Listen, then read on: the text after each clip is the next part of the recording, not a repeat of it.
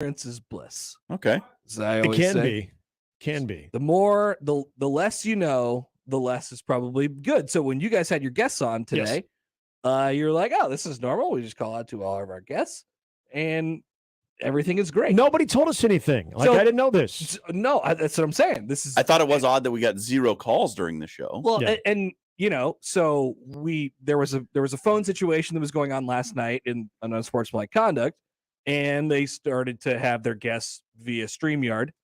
And I figured by today it would be fixed. And I figured since we hadn't heard from you guys that it was definitely fixed. Yeah, because I didn't know there was a problem. And then I was told about 7 minutes before the show started, the phones don't work. The phones do not work. And well, now I apologize if you're trying to weigh in on your Cocaine Bear. Yeah, if you tried to call in during the show, then you were sent somewhere else. I did have more emails than we were not ignoring you if you were trying to call. That's a good thing to put out there. But I didn't know this until I just thought. But apparently we can still call our guests. I just thought maybe halfway works. All of Gary Sharp's fans were boycotting the show because I was in today. So I don't know. And now I feel better. And I'm frantically, that sends me into a spiral. I'm panicking everywhere. I'm telling all of our guests, like, you got to go join during StreamYard today. Well, how do you think Josh feels? Is that okay? Josh who? Josh O? Yeah. How do you think Josh feels? Josh has to adapt on the fly as well. Yeah. Okay. I was picking up your nervous energy.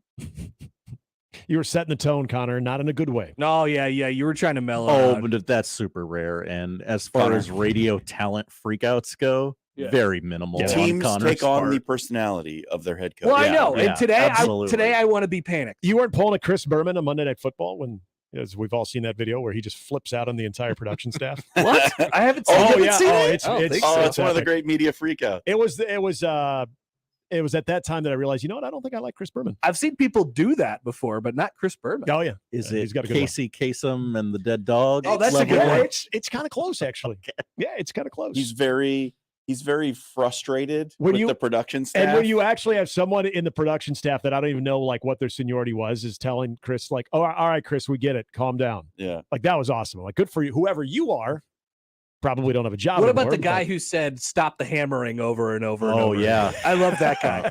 Lawrence O'Donnell? I think that's right. Yeah. Stop the hammering. Stop the hammering. So, Josh, how long did you have to stay up last night for your review? I did it in the parking lot before I left. Oh, nice. Good job. While the thoughts were still fresh. So I want this to be fresh, as fresh as possible. People were apparently waiting for it. I appreciate Josh's reviews on Twitter because they stay within the character limit. We don't get a notes app or anything like that. Nice and tight. No threads. Yep, you didn't have a thread. That's good. Mm-hmm. It's one tweet. It's a review. You know what you're getting. A couple people I know were considering seeing it this week, and they wanted to know if it was a go. I said, you know what? You can do worse. If you watch the trailer and you said that might be fun, it will be fun. Yeah. If you say, what the hell is this? Then you're probably not going to see anything that will dissuade that notion. Yeah, absolutely. It was fun though. Yeah, it was I wish it was 15 to 20 minutes shorter. It like by the time we got to about an hour 20. Once we got into the cave. By the time we got to about an hour 20, I was like, you know what? I get it. We're there. Let's just get us there. Let's wrap this. The bear's on cocaine. We get it. The bear is eating things. We get it. I know how this is going to end. Let's wrap a bow in this. I was coked out Cubs. Now that was funny. It was pretty good. The Cubs were also addicts, and they became addicted to cocaine, which was great. I think the biggest intrigue for me in the last portion of the movie was not so much how it was going to end, but it was what is going to be Ray Liotta's last line of copy ever spoken in the movie. And I thought for a second that it was going to have something to do with sand in an area where you're not, you don't want sand. Supposed to have sand. Yeah. But he said a couple more lines after that. I don't even know what his. Well, what about your last image of Ray Liotta? It's kind of gruesome. Yeah. That part was. I just want to point out, Connor, that you said something that's probably not been uttered on radio or many other places ever. You said was addicted to cocaine, and that was great. Which was just that really struck me. They became addicted to cocaine. Oh, the little Cubs. As a whole family of bears addicted to cocaine. Yep. It's not usually followed by, and that was Yeah, great. they don't tell you that in cocaine, in the fact that it's the movie is called Cocaine Bear. You're just thinking, oh, it's a bear, it's on cocaine. The high will dissipate at some point. The bear will take a nap. No.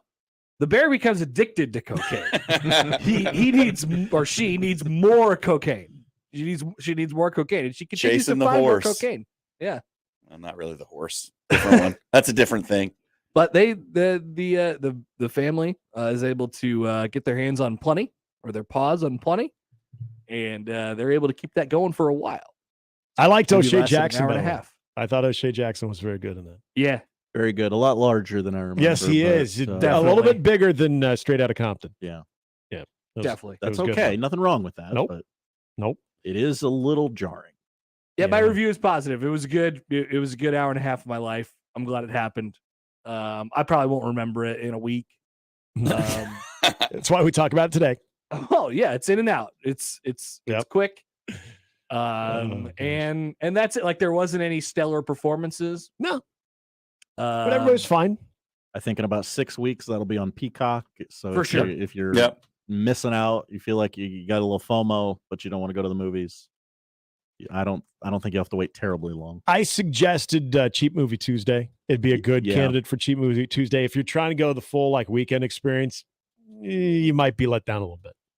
Unless like What do you mean? Well, unless like Josh said, if you've already seen the trailer and you thought, hey, this could be fun, and you already know what you spend on a regular priced movie. I'm talking about the Cheap Movie Tuesday worth $5, but what is a ticket normally? I don't probably like 10, 12, 10, 10, 11. Yeah. And then if you're going the full popcorn and everything, you're doing like the $30 trip. I don't know. If I Wait a would do minute. that. So I saw it for free. You will go to a lesser movie on Tuesdays because you're paying less money. Is Sure. that what you're saying? That is what I'm saying. The ticket's 50% less than normal. So Mhm. I don't need the movie. I don't need the movie to be Yeah, as exactly. good. I don't feel like I'm walking out like, oh my gosh, I want my money back. And I'm like, oh, I gave him $5. It's a Yeah, it's I a mean, roll of the I'm not dice. sure about this movie. I'll And I wait got to see it till Tuesday. And I got cheap popcorn too. Yeah, Because I think that's usually- a valid. But what if you can get more bang for your buck and see a good movie? Oh on yeah. Oh Tuesday? no, Oh, I'm not saying sure. I Yeah. limit it to. Oh, that's what that. I thought you Oh were. Oh, no. I would. Yeah. We're I mean, not I would- only going to questionable Yeah, movies on but Tuesday. if there's a movie that I'm not sure of, and I'm like, this could be bad, I make sure that's a Tuesday one.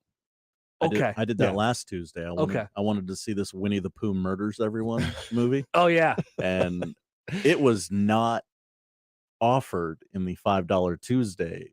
That's when you know it's. A ticket was $16 to this movie, Whoa. and I said, I, in good conscience, cannot. Okay, pay so you didn't do it. Wait a $16. minute. So you went on Tuesday Jesus, and you tried to go to the $16? Winnie the Pooh murder movie, and they Uh-huh. said no, it's actually not included in this deal. Yeah, that's what the website said. That's ridiculous. It That said- is ridiculous. It said $5 Tuesday. $16.50, and I said, I'm the movie guy, but This no, is- thank you. This is quickly turning into $5 footlongs. $5 footlongs, not $5. You're yeah. This is not even close. First of all, it's not $5. I'm only limited to the meatball or the cold cut combo. Right, exactly. That's it. The Winnie Come on. the Pooh murders everyone movie is similar to the Danger Witch in many, many ways. Danger Witch. And it comes full circle. Poor Russ had a bad year. Russ Oh, had a bad year yeah, on the field, but yeah. also from an advertising standpoint. Did you read the story today in the Athletic?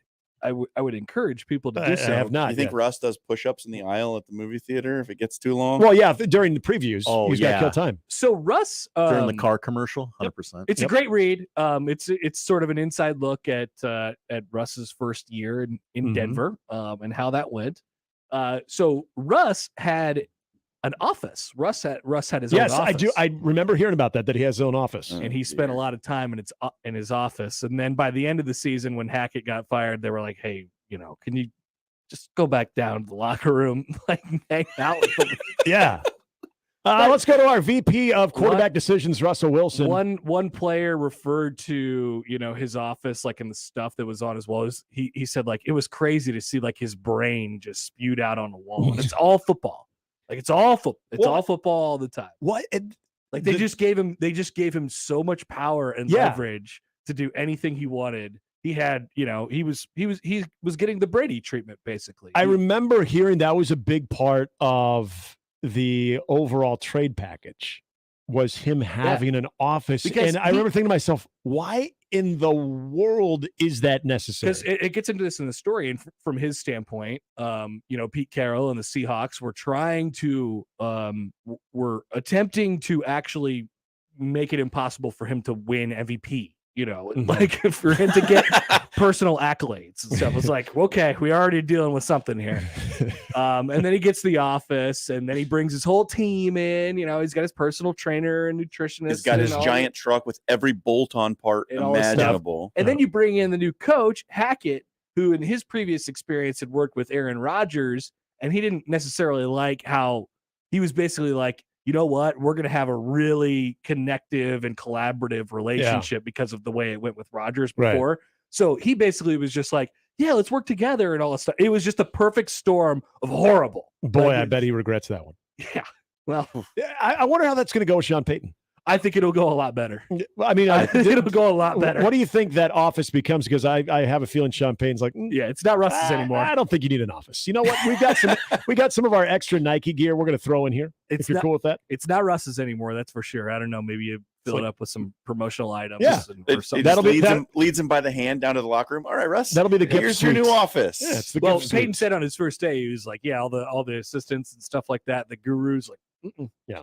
Nope. Yeah, we're not doing that here. He's definitely going to lay down the law. So, Coach Russell Wilson, you no longer have a job. Quarterback Russell Wilson, yeah, we'll keep you around. And part of the story is how Russ has this reverence for Peyton anyway. So, yeah, I think they'll actually. I actually totally buy into it. I mean, generally, I buy into incompetent coaching. And nobody being in charge means a lot for your, I don't know, program or football team, whatever.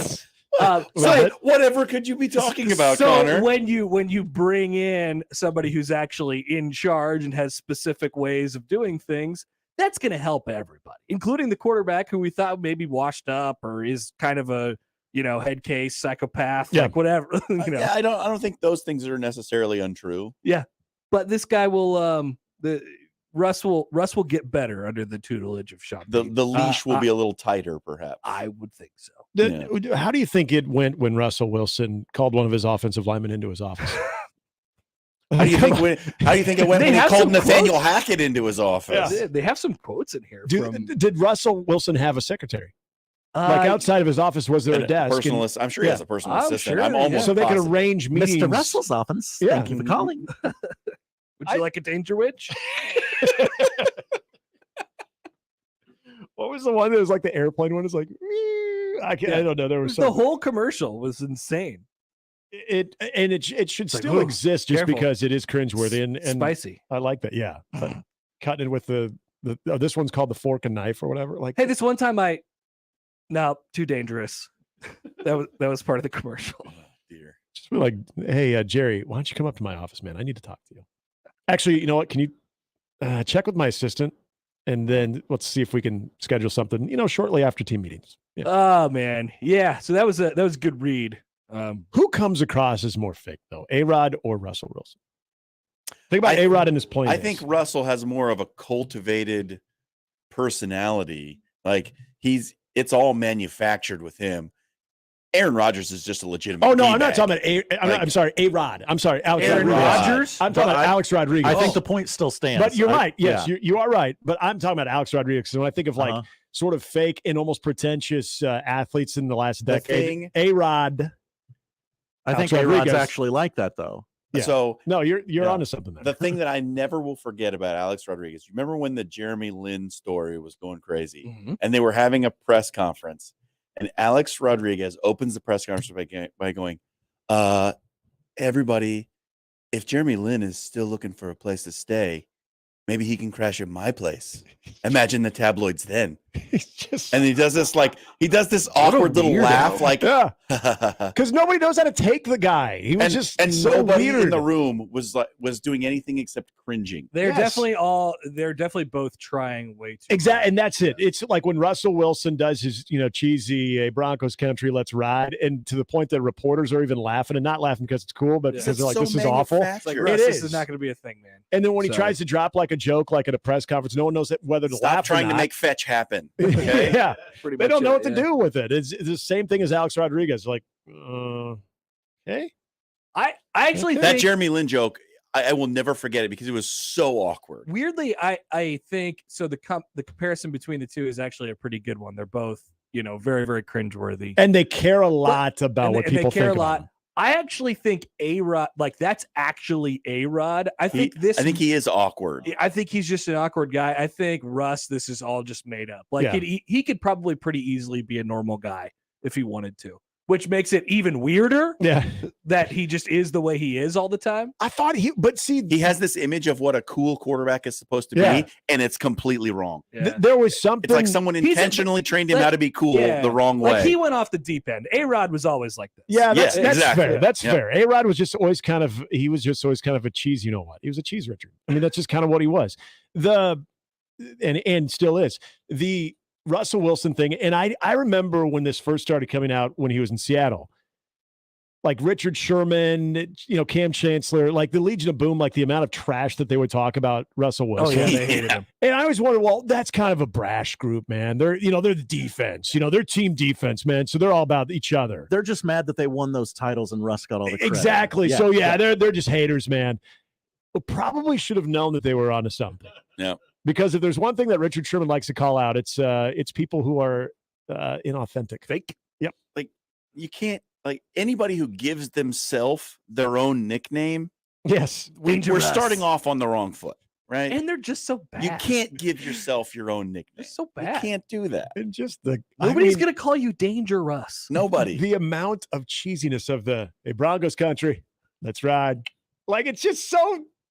Why? I think there was a story. I think there was a big story about that during the season, and sort of how that came to be. Did he workshop it with his PR team? And he's got his little the whole smirk thing. at the end too. It's just Oh, like, we've- hey, bada boom, bada bing. Did you hear me? I did the line. Yeah, it was good too. Gave you the smirk. We've played his TikToks on the show before. Oh. They are horrendous. They're worse than the Danger Woods commercials? Grown worthy. They are Oh. really, really cringeworthy. Gosh, this More contrived than his press conference. See, if you guys want to hook me on TikTok, that might be how. There's some Because bad, I love cringe-worthy I have watched his athletes. TikTok videos on Twitter. Yeah, there's some bad stuff on there, Jeez.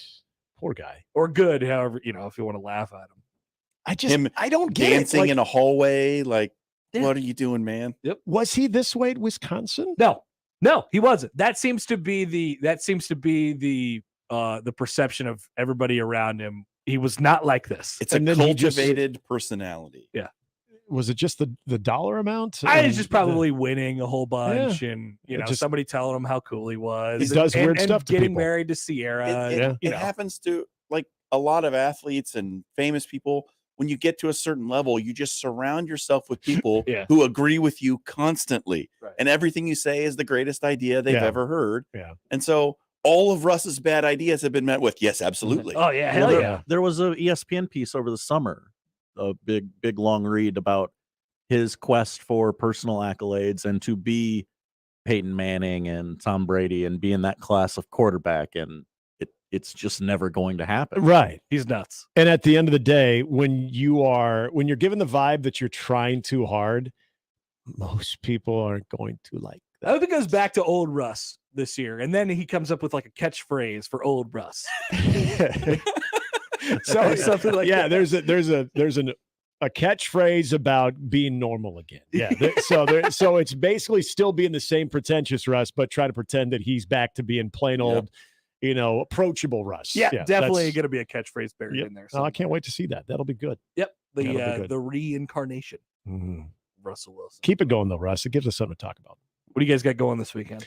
I got hockey weekend. Hockey. Big God, hockey. Omaha women's Big, basketball. big Women's college basketball. hockey. College hockey. That's Big right. one. Women's basketball is home because Gary They is are. gone. They are. Yes. Isn't it- Tomorrow, 12:15. Do you guys get as Denver? excited about, conference tournaments? I know whether we're talking mid-major or Power 6, but we're exactly a week away from conference tournament starting. I am excited love about conference this. tournaments. I like conference tournaments too. This is exciting. Guys, we're there. All We're so day close. spectacles of college basketball. What's better, man? We're It's a so beautiful close. thing. It's like it's the appetizer for the NCAA tournament, right? Definitely. Well, and you, especially next week, because you get to figure out which 13 and 14 and 12 seeds that you're going to pick to upset a 5. Oh yeah, but actually, it has no bearing on anything. None. It's Nope. great. Nope. But it's going Because to give you a false sense of security. It will, because some team will go on a heater and then they'll get smacked around. But it's like, hey, I saw them. Yeah. Did you see them? They won the SoCon as the 6th seed. They're on a hot streak. Did you see how many 3-pointers that guy hit? Oh my God! And they're playing who? Kentucky. Oh, they'll kill Kentucky. Oh, it's gonna be awesome. This is gonna be so much fun. We need to keep that in mind when selecting our NCAA tournament brackets. Breakout Nothing makes guards. sense. Doesn't make any difference whether you've watched the teams or not. Pick a couple 12s to beat 5s. Yep. And then the rest of it's pretty random. You know who does the best sales job for me is Jay Bills. When Jay Bills tells me why 13 might upset what would it be, a 6? Or I'm sorry, 4? So upset a 4. convincing. I'm like, Jay Bills says so. I'm going to. Oh yeah. Well, he knows in his stuff. In the moments after they He's a select lawyer. the field, everybody's sort of looking around. It's like, okay, how's this going to play out? What am I going to do here? So you're really vulnerable in those moments. Do you feel like I'm sometimes gonna listen to this guy. you got to go against it, because like if there's always that All the very time. popular 12/5. You're like, what, everybody's taking that, so it won't happen. I go Connor against fades the public off. Yep. I go think it's a against the good most idea. popular upsets every year. I think it's a good idea. For sure. I tend to do that as well. Sometimes The that you find 12-5 out that they're everyone popular, thinks is going to happen. It's the other 12-5. Yeah. but then you find out sometimes they're popular for a reason, and you're the one who looks like an idiot. But you know what? That's we're all humbled during the tournament.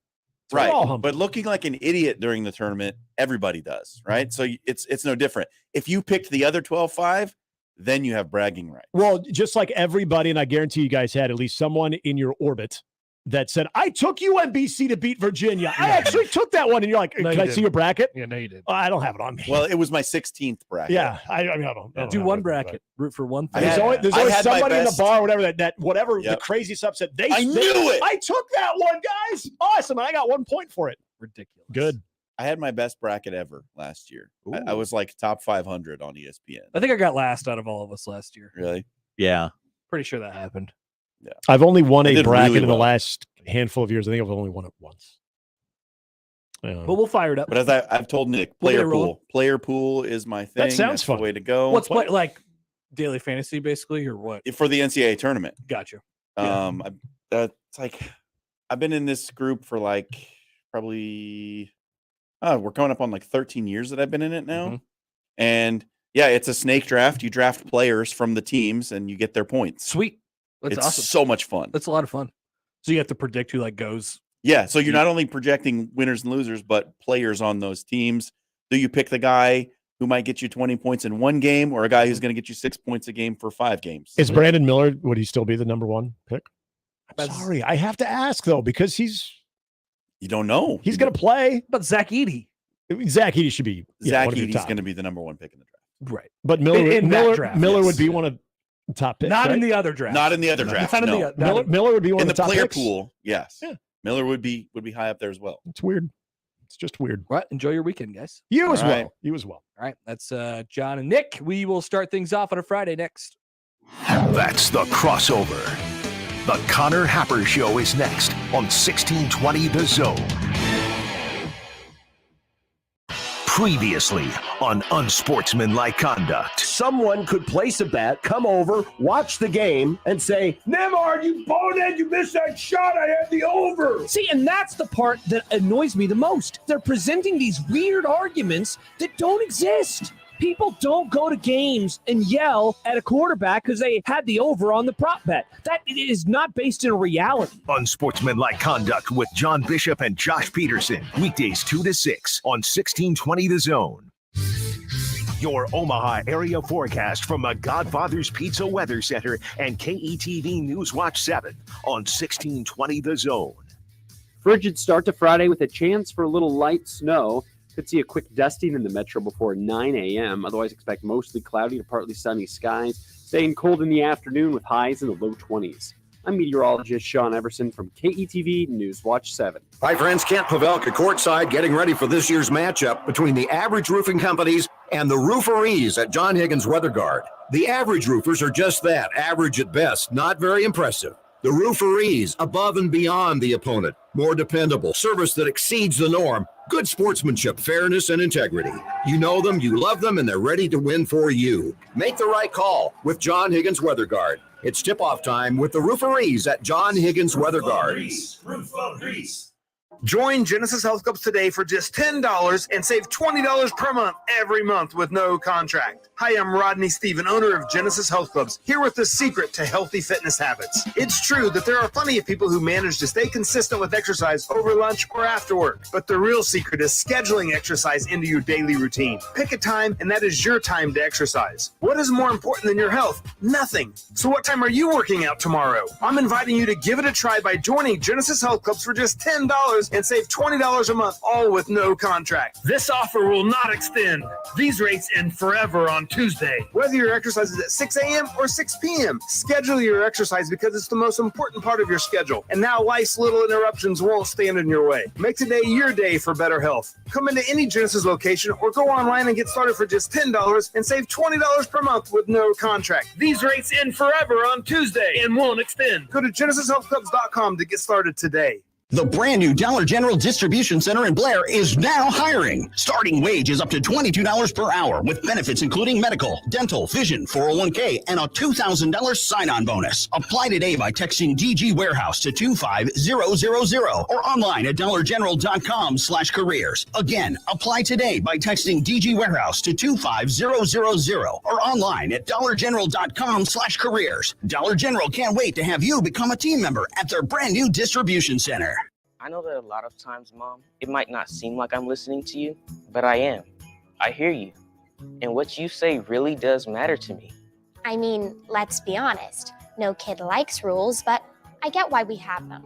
I hear you, and I know it's because you care. For more information about talking with your kids about underage use of alcohol and other drugs, visit underagedrinking.samhsa.gov. Sponsored by DHHS and aired in cooperation with the Nebraska Broadcasters Association and this station. Join up, join in. It's time to make good on those New Year's fitness resolutions by becoming a member at Croc Center Omaha. There you'll find a full range of fitness activities, from free weights to Zumba classes to an indoor track, pickleball, and more. Join now and save. We'll waive the fees, plus you'll get 1 month free with an annual paid in full or auto pay membership. The Croc Center is just moments away from the Kennedy Freeway and Q Street. Go to omahacroc.org for more information. That's omahakroc.org. You can find pizza anywhere. But when you want pizza pie piled high with more toppings, that's when you come to my place, Godfather's Pizza. For a limited time, get your hands on 2 of my large one-topping pizzas. Pick pepperoni, beef, black olives, you choose. All this food for only $29. Feed your whole mob without breaking the bank. Hey, it's an offer you can't refuse. Godfather's Pizza. Do it. Equitable Bank. We take banking personally. EquitableOnline.com. It's the Connor Happer Show with Connor Happer and Josh Otson. Let's get ready to rumble. Licensing of the phrase "let's get ready to rumble" just over the last 7+ years internationally is grossed approximately close to $400 million in retail sales. Really? You guys look like, what do they look like, Jimmy? Dorks. They look like a couple of dorks. On 1620, The Zone.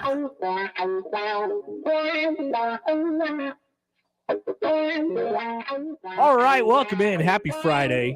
It is the Connor Happer Show. You're on 1620 The Zone and on 1620thezone.com. Connor Happer, Josh Odson with you. It is Friday, so we will be joined by our normal guests, some of which will be joining us on StreamYard today. Some of us will now that's dangerous. We're gonna try it again. Hopefully we can get there this time. That will be Bryan Christopherson, Bryan Munson, back to back. Got a lot to talk about with both of those guys. With coaches talking over the last couple of days. The big impending announcement this afternoon. Ooh. And a lot of recruiting stuff going on.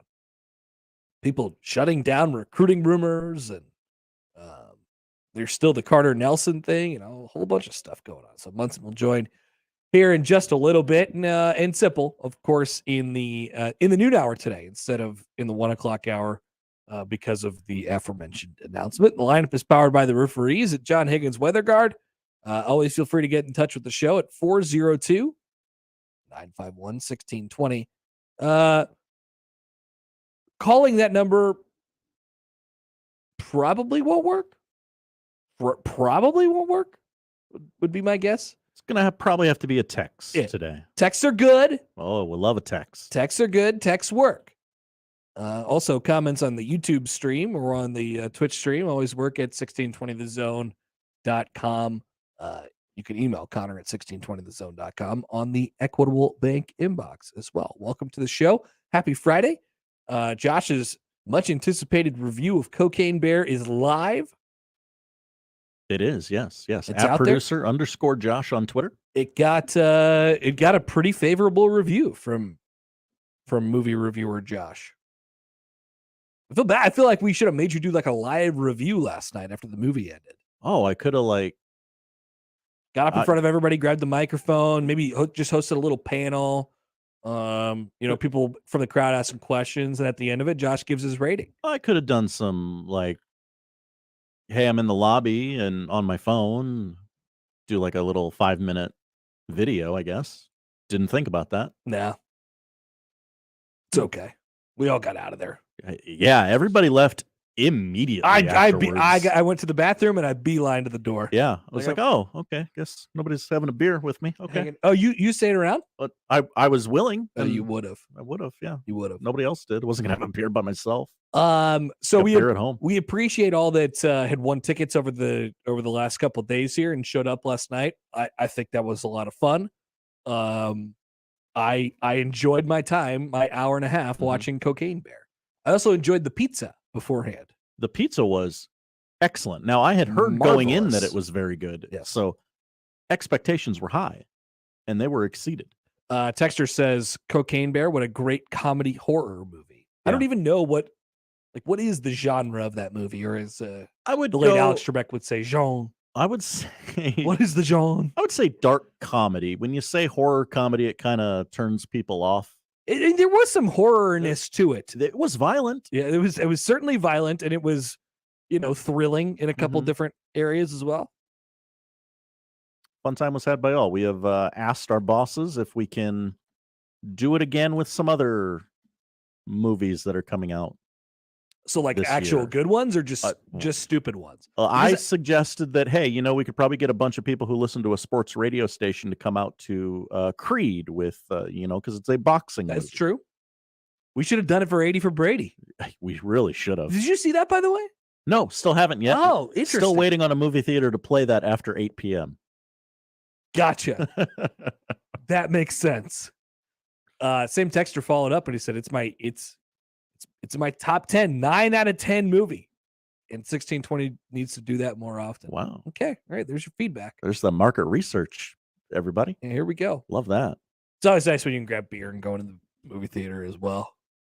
Some good popcorn. Yeah, we got to talk about your guys' movie theater plan. Your psychopaths walking in 5 minutes before the movie starts. Who does that? All of you. What do you mean? You, John, I don't think Gary parked his car until 5 minutes before the movie started.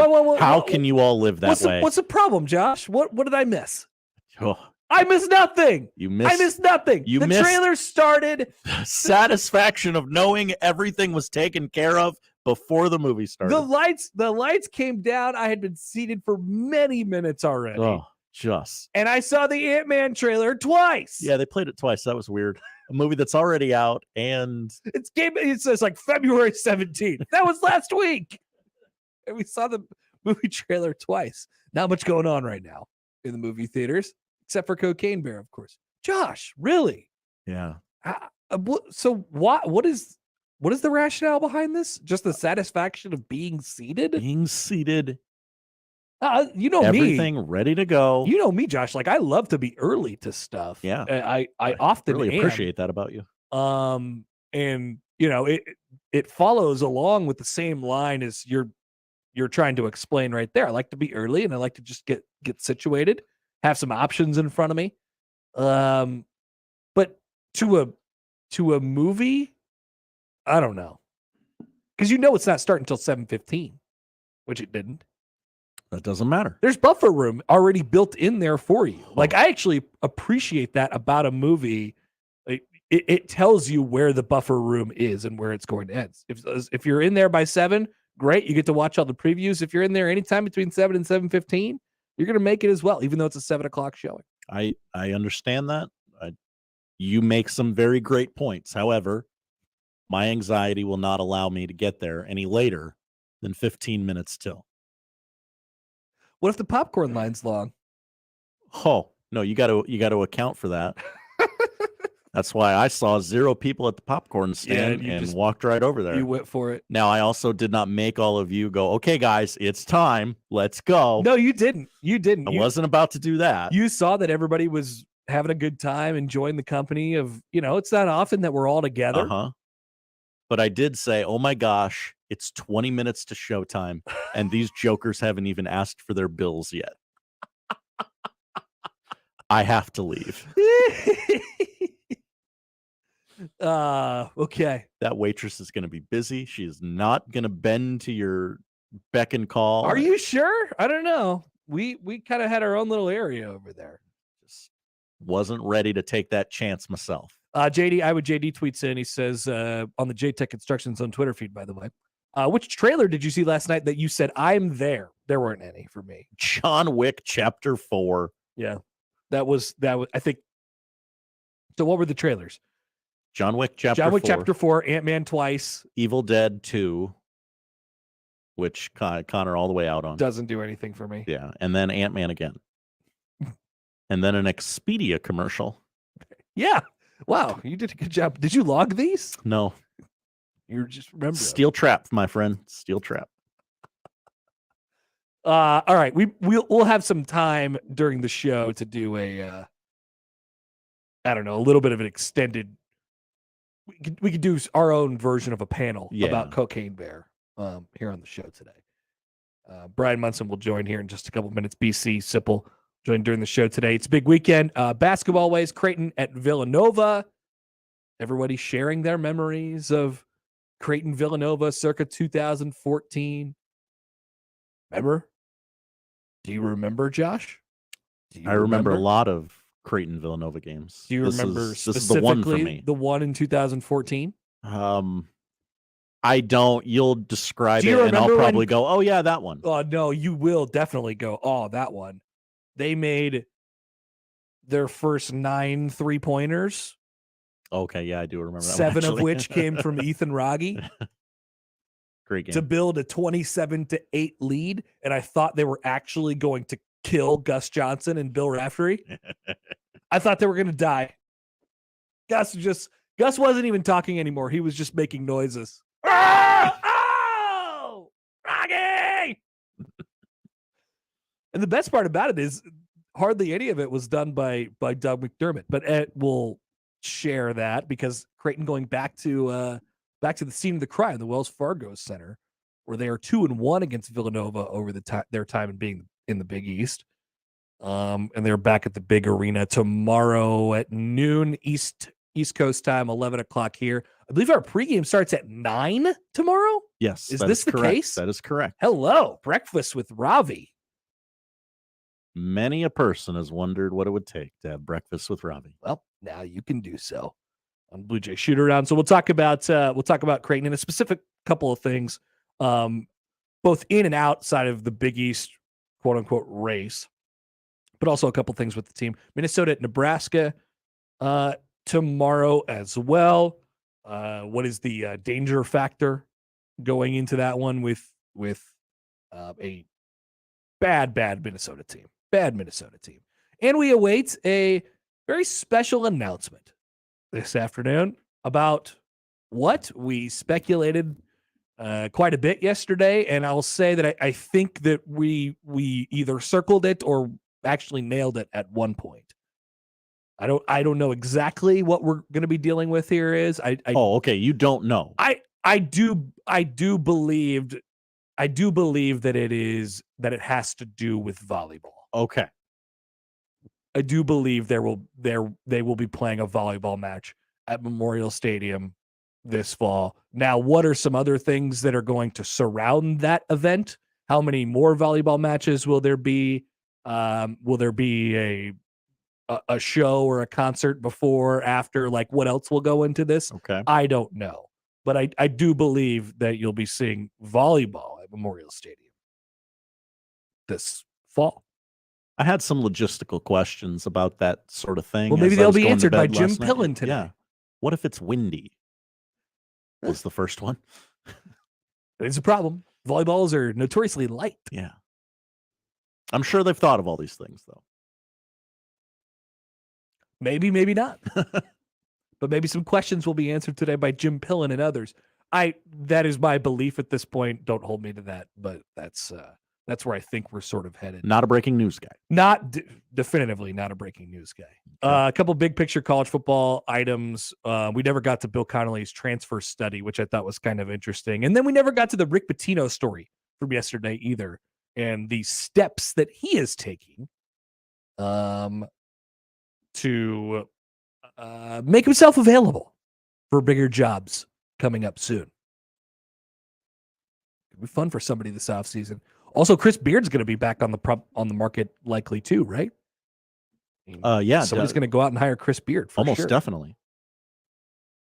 So those will be a couple interesting pieces in the job market this offseason in college basketball. John emails into the show. Hi, John. On the Equitable Bank Inbox. He says, I like that Josh has the exact same OCD as I do. I can't be late for things. I have this too. Just for whatever reason, it doesn't count. But I mean, they were there 5 minutes before the trailer started. Like they were there. Yeah, like I was there, Josh. In plenty of time for a normally functioning adult human being. Yeah. That's just not me. You're not normally functioning? Correct. I have some eccentricities when it comes to going to the movies. Also today, I saw there is another movie? There are baseball lineups floating around today. Why? Because it's the opening day of spring training. The Royals have a lineup. It features Bobby Witt Jr. hitting leadoff and playing shortstop, by the way.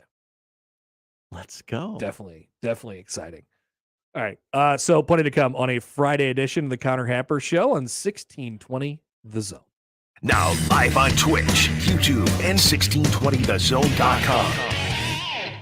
Every human civilization has made meatballs. It's something primal yet very elegant. Same goes for the Blackstone meatball, where you can build your own bowl of elegance. Pick your protein, choose your sauce and side, add a super salad, a tasty adult beverage, and wonderfulness. Vegan and gluten-free options available too. The Blackstone meatball, with 2 awesome locations in the Blackstone district at 39th and Harney, and out west on Chicago Street at 180th and West Dodge, and at theblackstonemeatball.com. Omaha Maverick women's basketball is home for their final regular season game, welcoming Denver to Baxter Arena Saturday. Tip-off is set for 12:15. Hear all of the Omaha women's action against Denver Saturday at noon on 1180 The Zone.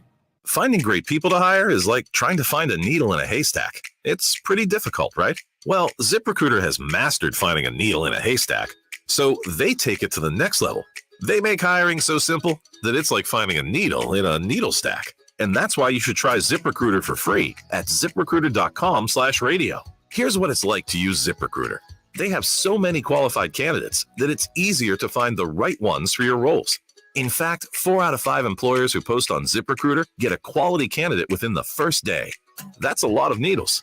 So how do they do it?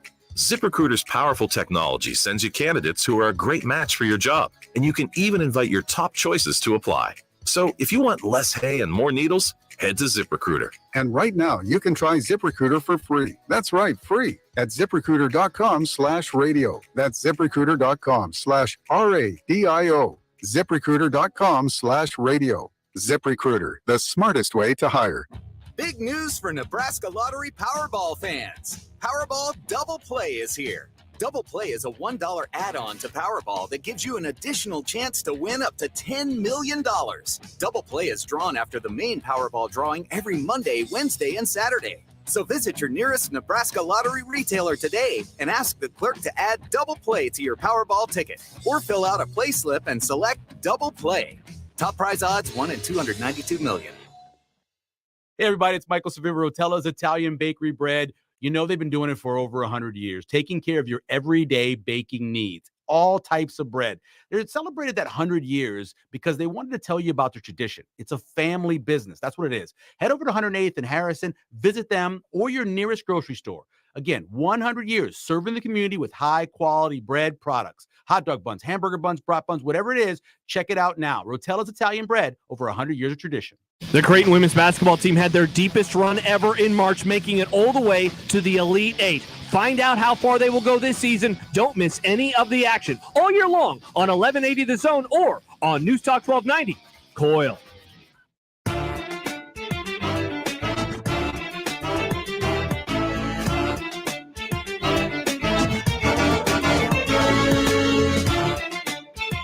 A good story up right now on The Athletic about one Baylor Shireman.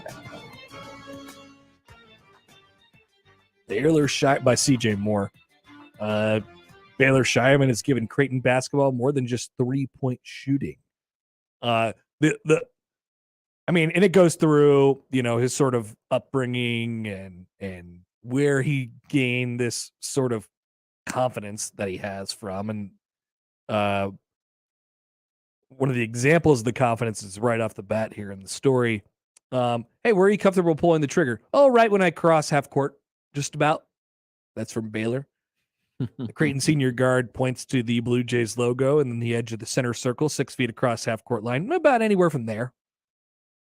And if we go out there right now and you shoot 10, how many do you make? Probably 6. How about the edge of the Blue Jay? Oh, that's just a normal catch and shoot, really. How many from there? There, probably about 8.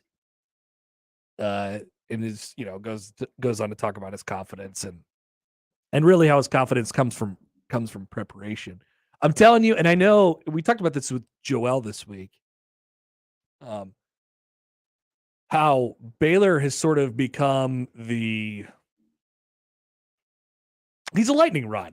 I think he's a lightning rod for criticism for a couple different reasons, none of which are really warranted. The one that is warranted is that he can take a lot of shots and occasionally miss a lot of shots and makes bad plays, but every person makes bad plays. I'm going to explain why that's not such a bad thing here in just a couple seconds. But you think about Baylor Shireman, and he's become the lightning rod for all this criticism. And the reason why is, I don't know, he comes from South Dakota State, and, people will say automatically, well, look at this guy. He's not used to playing at this level, and it's not going to work at this level. He did what he did at South Dakota State last year because he was in the Summit League and this and this and this. I don't think that's really a warranted criticism. He was taking a look at the NBA before he ended up at Creighton, and we always knew that he was going to be a really good college player wherever he ended up. He was the number 1 guy or the number 2 guy or whatever it was, one of the top guys on the market for a reason. When he goes into the transfer portal, Creighton grabbed him. And the reason why he was the number 1 guy out of the transfer portal, and the reason why you take his ups or you take his downs with his ups, and you ride the Baylor wave, as I tweeted out on Tuesday night,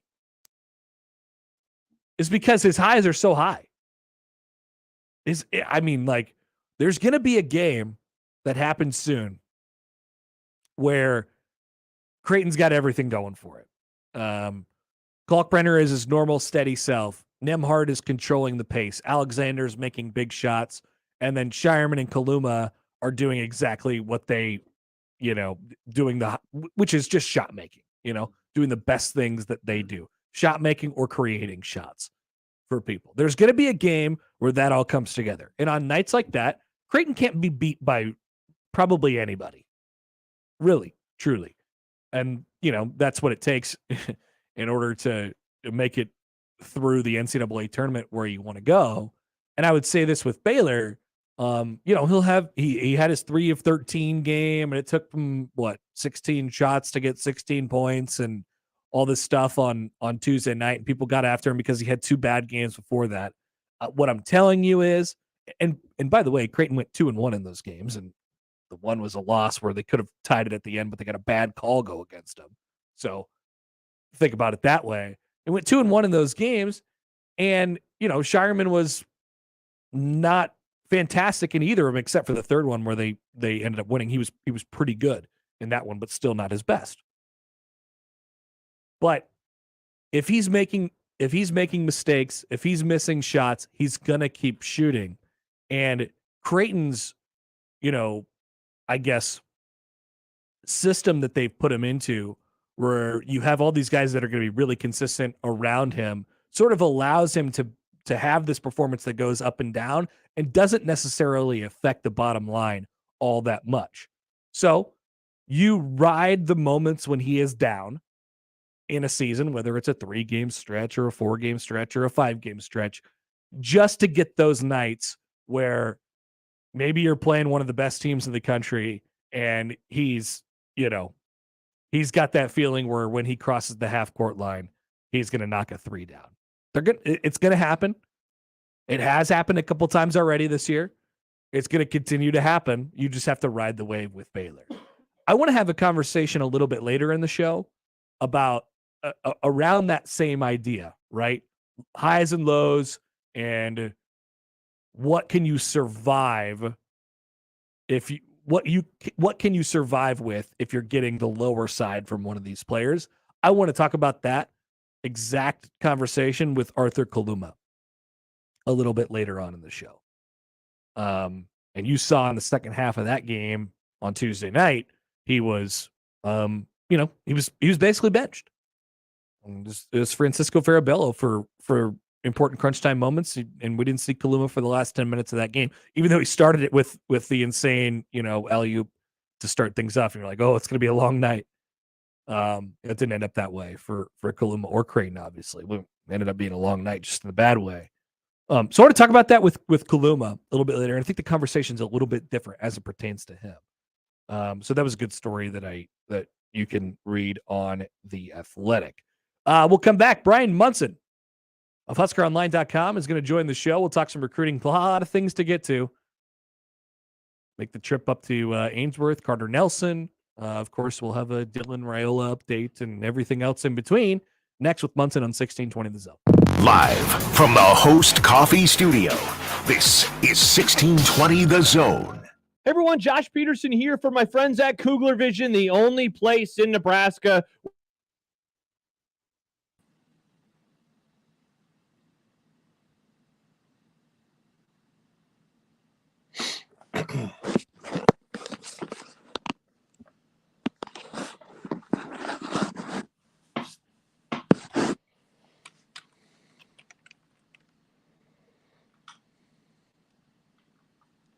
More dependable, service that exceeds the norm, good sportsmanship, fairness, and integrity. You know them, you love them, and they're ready to win for you. Make the right call with John Higgins Weather Guard. It's tip-off time with the rooferees at John Higgins Weather Guard. Car repair is car repair. Most places you go can change your oil or fix your brakes. The difference is the experience you'll get at Omaha Car Care. We're part of the community. We were born here. And we believe that our relationship with you should be built to last. We're going to consult you, not sell you. We're going to give you a free loaner car. We're going to treat you like a valued friend that we want to continue to see in the years to come. I'm Rick Betker, owner of Omaha Car Care, and we'll be along for the ride. Email us on the Equitable inbox with whatever is on your mind. The Zone inbox is brought to you by Equitable Bank. We take banking personally. You can hit me up, agree, disagree, tell me your thoughts on life at Hanley at 1620thezone.com. We want to hear from you on the Equitable Bank Zone inbox. Shop Sid Dillon Chevrolet, where we sell more Chevys than anyone in Nebraska. Visit us in Blair, Crete, Fremont, or Wahoo, or at SidDillonChevy.com. Chevy, find new roads. You are what drives us, Sid Dillon. Give your business a whole host of options with Host Coffee. The most impressive selection of office coffee, water options, healthy food options, and vending technologies. Host Coffee, serving you since 72.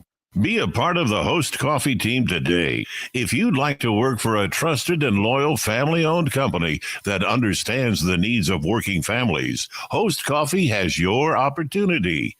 Apply at hostcoffee.net. Listen to Woodhouse Auto Family Blue Jay Overtime, the Creighton men's basketball postgame show on 1620 The Zone. Live from DJ's Dugout downtown. It's right after every home game, presented by Barry Law. Exclusively on your home for the Creighton Blue Jays. 1620 The Zone. Welcome to the Rib Shack, where Miss Jackie, voted best female pitmaster, prepares the true Southern taste of down-home barbecue and soul food. The Rib Shack was first established in St. Louis and is now in Omaha. The Rib Shack Smokehouse offers the slow-cooked St. Louis ribs, smoked wings, brisket, pulled pork, and fabulous sides. They even offer catering. Rib Shack on the southwest corner of 108th and Q Street, or on the web at ribshacksmokehouse.com. Rib Shack Smokehouse, bringing that unique Southern taste to Omaha. Tickets for less. Best seats, best prices, no per-ticket fees. Ticketsforless.com. KOZ and Bellevue, Omaha, Council Bluffs. This is 1620 The Zone. Time out! Bryan Munson. Hey, long call. Comfy left Zoom Buster.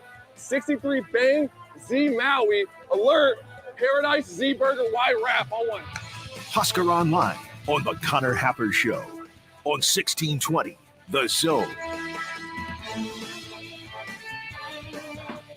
All right, our maiden voyage on the StreamYard chats. Here we go. We welcome in Bryan Munson of HuskerOnline.com. Munson, we're trying to adjust and adapt on the fly here, so we appreciate it, man. Oh, absolutely, man. I don't know what I would have done with myself if I didn't have a chance to catch up with you guys on Friday. Well, good. I'm glad we have the opportunity to, even though we didn't. What was it last week, right? So I mean, you didn't know what to do with yourself last week, even though I think you were at Ainsworth talking to Carter Nelson.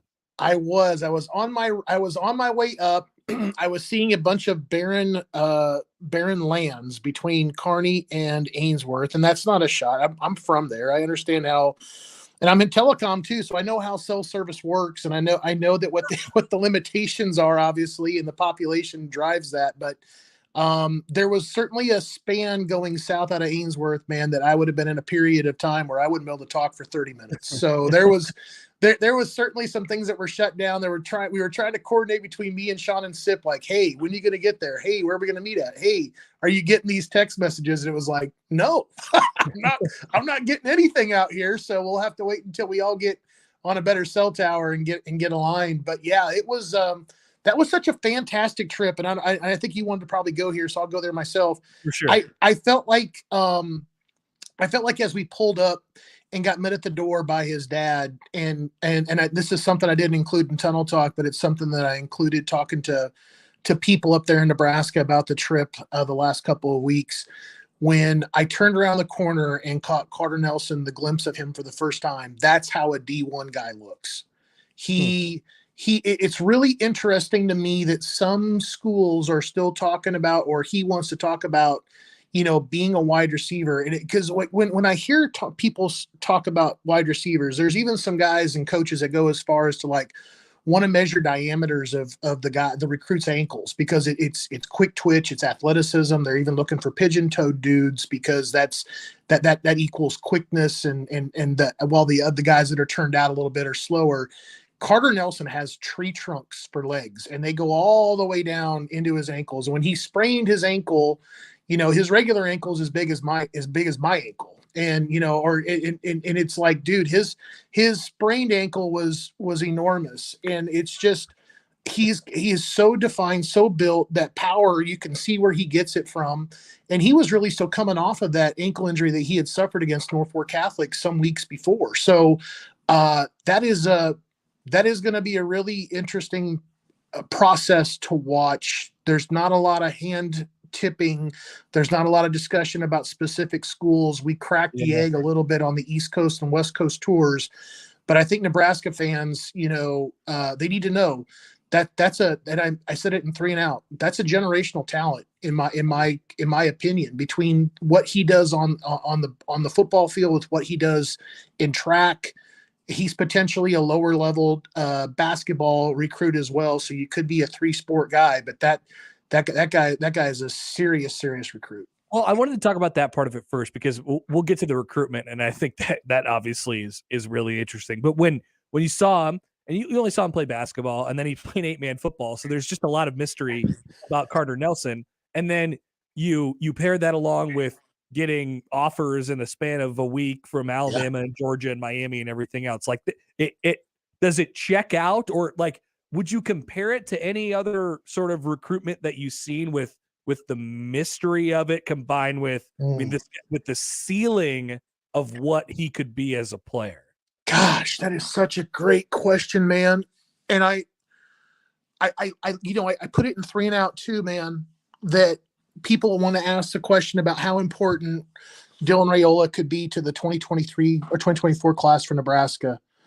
I put Carter Nelson into similar questions in my mind, and I don't have great answers for him. I don't have great comparisons for guys that are so isolated, guys that have seen such a jump in their popularity that you have. I mean, obviously he's the first guy to get an Alabama offer, at least since Saban got there, out of the state of Nebraska, that I'm aware of. I don't think Malachi Coleman got one last year. No. And to have Georgia, like you said, the ones that followed suit are just as incredible, with Texas and A&M and Miami and the other schools that are still being talked about. That we were down there and they were talking about, well, Ohio State is keeping tabs and USC is keeping tabs and UCLA is keeping tabs.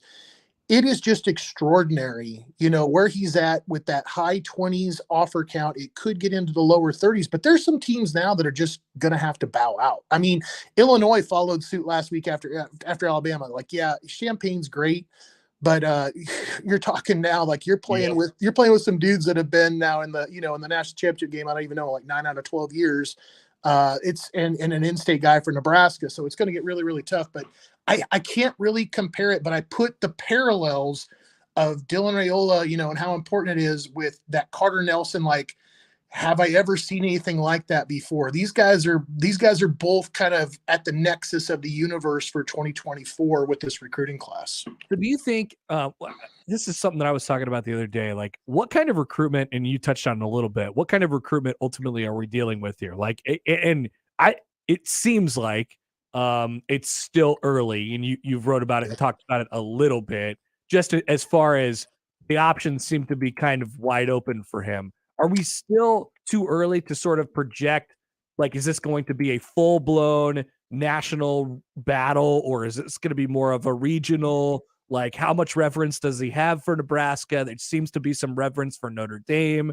Like, I'm really interested in what, when he pairs things down, whenever that might be, what kind of schools we may be looking at, because that's a different conversation than just the offer list. I totally agree with you. And I think that he is so completely and totally wide open that he's not limiting his options at all prior to them even being presented. I know he'll be in Nebraska, obviously, here in a couple, 3 weeks. That junior day is huge in regards just to getting Raiola back. But you're getting some other dudes. Nigel Smith, comes to mind. Williams Nwarney comes to mind. But you got to throw Carter Nelson right in there. I mean, that's as important of a dude on your board as just about everybody else. But outside of that, when you start talking about East Coast tour, West Coast tour, like what he wants to kind of take, and then how that leads into the 5 official visits, there really weren't any specific kind of schools that he would even kind of break it down to. Like I said, I mean, is it rehearsed? Is it polished? He was all of it. He knew not to give too much information. He knew to kind of hit on the stuff that we were asking about specifically, but to kind of give it to like almost like a dead end place. I do believe this. I do believe that when you see the West Coast tour, 3 schools are going to pop up on that West Coast tour. It's going to be USC, UCLA, and Oregon. I think those are going to be 3 schools for sure that you're going to see as part of that tour. Outside of that, on the East Coast side, Penn State, Virginia Tech, I would say another trip to Notre Dame. I think the Alabama stuff was something that was so fresh coming into the hopper at that point when we talked to him on Friday that it really hadn't sunk in, other than the fact that he just talked to Nick Saban 24 hours before. So I think that there's still some things that, as Ohio State probably moves closer to an offer, and now that Texas A&M and Texas have jumped in, it's going to be very interesting to see how that kind of morphs if you got to incorporate a South tour as well. Bryan Munson of Husker Online is with us. That'll be one of the more intriguing ones to follow. Yeah, that's for sure. Let's go to Raiola. As you know, Sipple wrote today, and he said on Sportsline Conduct yesterday, like, you know, the rumors of Dylan canceling his trip to Georgia are not true. He's still going to take that visit. Is it maybe? And I think, you know, Dom said this. Is it maybe more wide open than we've been portraying it over the last couple weeks? Or I guess, how would you characterize that right now when we're about a month away from his Nebraska visit?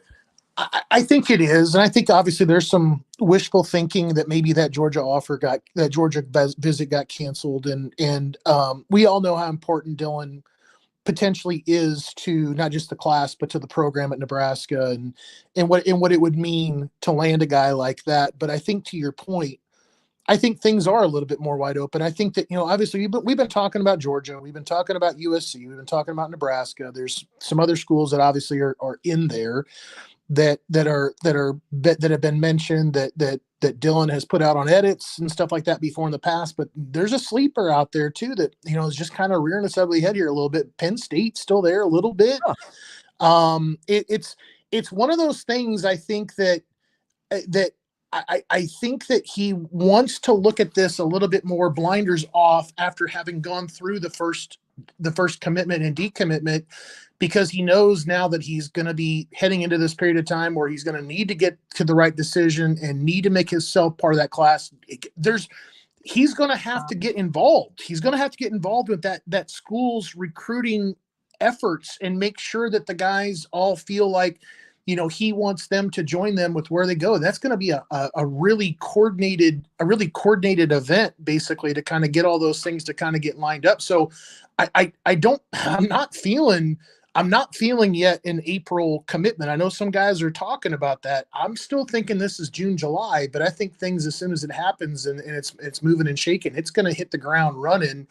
And there's going to be other guys that'll be talking about getting to Nebraska, you know, or wherever he commits to very, very quickly. So I do feel like it is a little bit more wide open than what people are hoping, that it's kind of narrowed down to 2 or 3 schools. Yeah, interesting that we haven't. I mean, it's been about Nebraska, USC, Georgia, and then all of a sudden, well, not all of a sudden, but maybe there's, you know, more involved.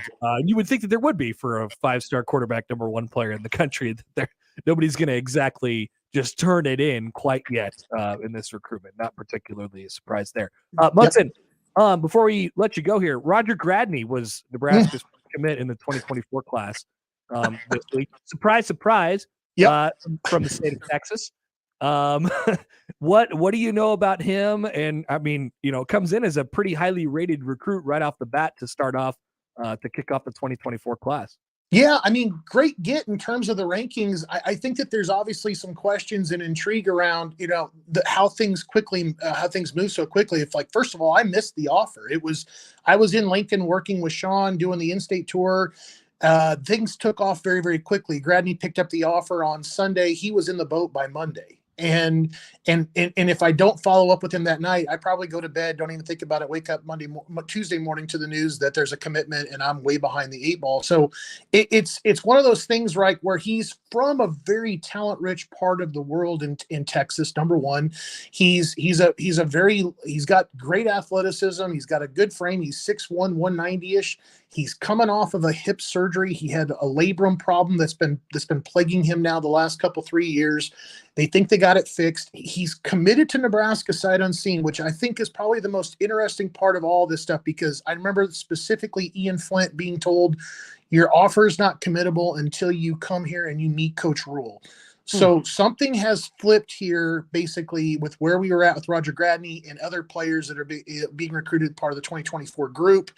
I'm going to try to catch up with his coach here very quickly to try to get some more details on things. But I think, you know, listed as an athlete by On3, he's going to figure somewhere into the secondary, whether that's safety or corner. His film kind of leaves that open-ended, but he's certainly going to play a role for Nebraska in special teams on return duties. He's pretty special when it comes to putting the football in his hand and letting him run back, facing the coverage on kickoffs and punt returns. Busy time of the year in terms of recruiting. It'll fire up full scale in just a couple weeks here as Nebraska gets ready to go for spring ball. Munson, we'll let you go, man. Appreciate you being flexible with this. With the stream went well, sounded great. So it went great. It went great, guys. Have an awesome weekend. We'll talk to you soon. That's Bryan Munson of HuskerOnline.com. Yeah, okay. Maiden voyage on the stream, pretty good actually. Yeah, the audio sounded great. Visually, now we don't have a quad. We had a quad box. Love a quad box. We go back to the duo box. Yeah. Look at that. Josh just messing with. BC will come up in just a couple seconds. Maybe we can get him on the video too. I know he's going to be joining us via StreamYard, so we'll get to that. Yeah, I mean those are about the topics here in the next month or so of recruiting until there's some more movement. How far will the Carter Nelson train take us? You know what I mean? Like, how many offers is he going to get? Where and what kind of player do they think he's going to be? And once you get those Georgia and Alabama ones, everybody sort of just hops in. I wonder at what point he starts to pare things down. It just we are not as far down the road in that recruitment as we are, say, in the Dylan Raiola one. And I know in the Dylan Raiola one, we're Dom's pressing the brakes a little bit. Hey, we're not that far down the road, but we're still talking about at least, if maybe if there's not a front runner, there's 3 front runners. There are 3 teams that are out in front of everybody else right now with USC, Nebraska, and Georgia, and we could probably leave it there for the next month or so. I think there's some definite momentum, toward Nebraska's way over the last couple weeks, and now, he's obviously going to take those visits. Now, I thought something Munson said was kind of interesting. Like, if you sort of wait until June, that's one thing. But, if you're a 5-star recruit, you're a quarterback, you're the number 1 player in the country, if you are the team that's taking its commitment, which whoever, if it's Nebraska, you want to take that as soon as possible, right? Because once that guy's in the boat, all of a sudden the momentum for the class starts to kick off right away, right? And you could sort of use him being in the class as a recruiting tool for the rest of your class. And usually that's the way it goes with quarterbacks in the first place. They're on a little bit of a different timeline than everybody else. They don't want to rush it. In this case, you wait as long as he wants to wait. Got to be cool, Got to play it cool. Hey, no, we're cool, man. Don't worry. We're about us. Got to play hard to get. We'll be here for you. Don't worry about us. Don't want to seem desperate. Yeah. So he's going to make those visits. Georgia in the week of the 18th of March, and then Nebraska the week of the 25th of March. And maybe there's a couple more out there. Maybe there's, maybe there's some more during the fall. I don't know if it goes that far. I mean, obviously, it'll take an official to whichever school he commits to. But it's maybe it's one that lasts a little bit longer than anticipated. I don't know. We probably are overdoing this. Let's just leave it out there for the next couple weeks. Just let it play out. Let it play out, guy. Thank you, Josh. And then with the Carter Nelson thing, where will we end up on that one? It's such an odd. I mean, I asked Munson the question of what recruitment would you compare it to, knowing that there wasn't an answer. Like, have we ever think about this, Josh? It's a recruit that hardly anybody has seen play football, and for the people who have seen him play football, we don't know how applicable his football playing is to playing in college. I mean, there's a certain amount of that you don't know no matter what. He plays 8-man football. Yeah. Right? So we don't know how much. Even know how he translates to 11-man football. Correct. Like Class A, let alone classes and so there's that. Age ranges. We don't know much about him. He keeps things, pretty quiet, close to the vest. And then it's still so early in the recruitment. It just feels like real blank slate of a recruitment. But he happens to play football within the walls of the state of Nebraska. So there's obviously extra emphasis and pressure on the state of Nebraska, on the University of Nebraska, to recruit and then ultimately secure a commitment from that guy, even though we make it more unique. And here comes Alabama and Georgia and maybe even Ohio State coming up soon into the conversation. Very, very interesting. Where does it go soon? I have no idea. I don't know if anybody knows. All right, Bryan Christopherson of Husker 24/7 will come back and talk to him. What did you take away from the coaches' press conferences over the last couple of days? Some positional questions as we head towards spring ball, and a little basketball as well. BC next on the Connor Happer Show on 1620 The Zone. Previously on Unsportsmanlike Conduct. Davis texted us some extra info. He says, I think if you're burned alive, your eyes are the consistency of marshmallows and burn faster than the rest of you, so you're still alive as they ooze out of your face. God! Also, if you're burned alive at one point, your body is perfectly medium rare. Yeah, bury me. Sam says, when you die from burning alive, the actual way you die is inhaling fire. Well, there you go, a positive. Unsportsmanlike Conduct with John Bishop and Josh Peterson. Weekdays 2 to 6 on 1620 The Zone. Your Omaha area forecast from the Godfather's Pizza Weather Center and KETV News Watch 7 on 1620 The Zone. Frigid start to Friday with a chance for a little light snow. Could see a quick dusting in the metro before 9 a.m. Otherwise, expect mostly cloudy to partly sunny skies. Staying cold in the afternoon with highs in the low 20s. I'm meteorologist Sean Everson from KETV News Watch 7.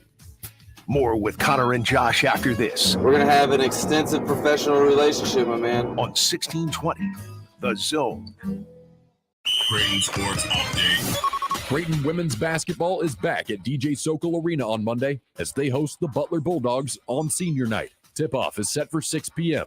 Limited tickets are available online at gocreighton.com/tickets. That's Creighton versus Butler, Monday at 6 p.m. And that's your Creighton Sports Update. 1620 The Zone proudly supports Creighton Athletics.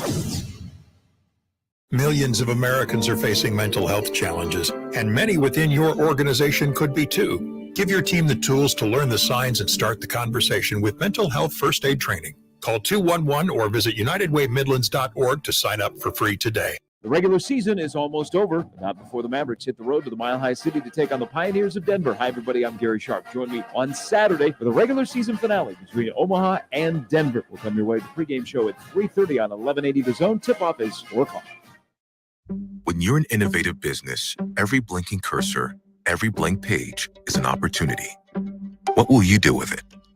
Will you make something better or create something new? Our Dell Technologies advisors provide you with tools and expertise to do incredible things. Because we believe there's an innovator in all of us. For advice on smart PCs powered by Intel V Pro that's built for business, call a Dell Technologies advisor at 877-ASK-DELL. Howdy, folks. Greg Wagner joining you from the Nebraska Game and Parks Commission. Time now for another Nebraska Outdoor Update. Zzz, blip. Did you know there's some fun open water fishing to be had this time of year? There is. In our cold water, northern and western Nebraska trout streams, wonderful spring-fed waters support mainly rainbow and brown trout, and you could even work on your Trout Slam Challenge in those. Get more details at outdoornebraska.org. That's outdoornebraska.org. Turning to the state parks, there's nature to experience.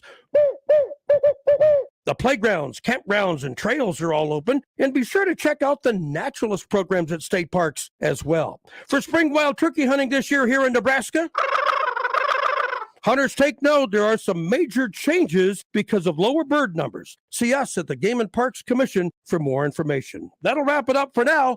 I'm Greg Wagner with the Nebraska Game and Parks Commission. Do you have an invention idea but don't know what to do next? Call InventHelp today. We have representatives nationwide who will explain the InventHelp process step by step. Over 10,000 patents have been secured through InventHelp's patent referral services. The InventHelp Data Bank includes thousands of companies who have agreed to review new ideas. We've been helping inventors since 1984. Let's help you next. Get started today. Call 1-800-217-4380. That's 1-800-217-4380. Again, 1-800-217-4380. Give your business a whole host of options with Host Coffee. The most impressive selection of office coffee, water options, healthy food options, and vending technologies. Host Coffee, serving you since 72. Be a part of the Host Coffee team today. If you'd like to work for a trusted and loyal family-owned company that understands the needs of working families, Host Coffee has your opportunity. Apply at hostcoffee.net. NRG Media in Omaha is growing. We're looking for an account executive to present and sell marketing campaigns to local businesses. We're also looking for a client marketing coordinator to help our account executives create and execute marketing campaigns backed by excellent customer service. NRG is also looking for a sales assistant to help with the behind-the-scenes details that keep everything running smoothly. For information on each of these positions, go to nrgmedia.com and click Careers. NRG Media is an equal opportunity employer. What I know about courage, I learned from my adoptive mom. She said sometimes you just gotta hold on and know we'll get through this. Mom, we are so high up. Hold my hand. No, you hold my hand. Here we go. Learn about adopting a teen from foster care. You can't imagine the reward. Visit adoptuskids.org to find out more. I learned patience from my adoptive dad. All he had to say was, "Hey, you got this. Just breathe." Hey, we're pretty good. Yeah. Might have to start a band. I got it. Learn about adopting a teen.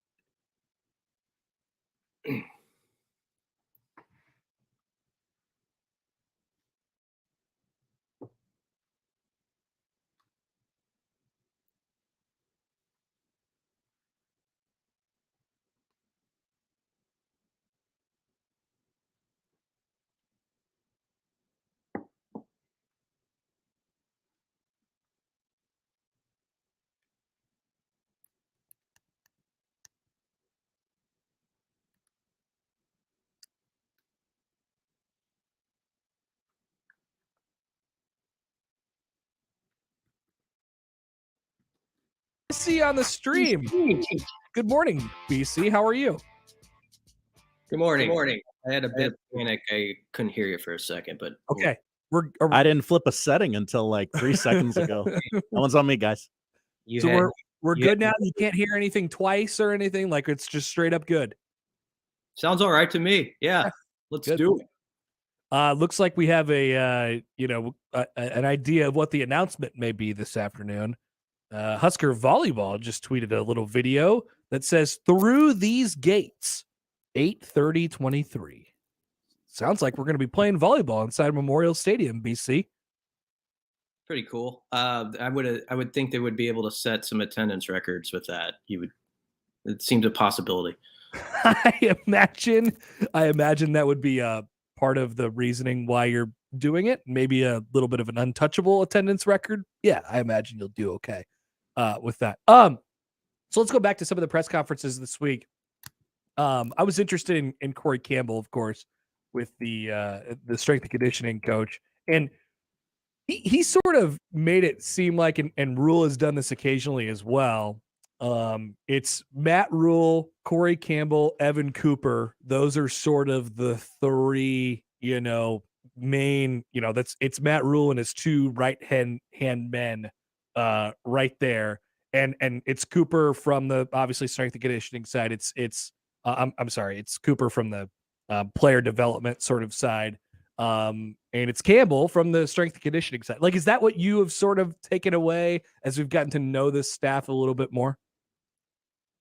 Well, whoever is hired as a strength coach for any head coach, to me, assumes like one of the top three most important positions, like on the football staff, because you're basically the offseason head coach. I mean, you've got to be the guy who's sort of instills the culture that the head man wants, and you've got to be in constant contact with all the various position coaches to sort of see what workouts like translate to actual football success. Like Corey Campbell said, I'm not looking to build like professional weightlifters here. The idea is to find the right workouts that coaches feel they can apply when you get on the football field, where it's going to translate.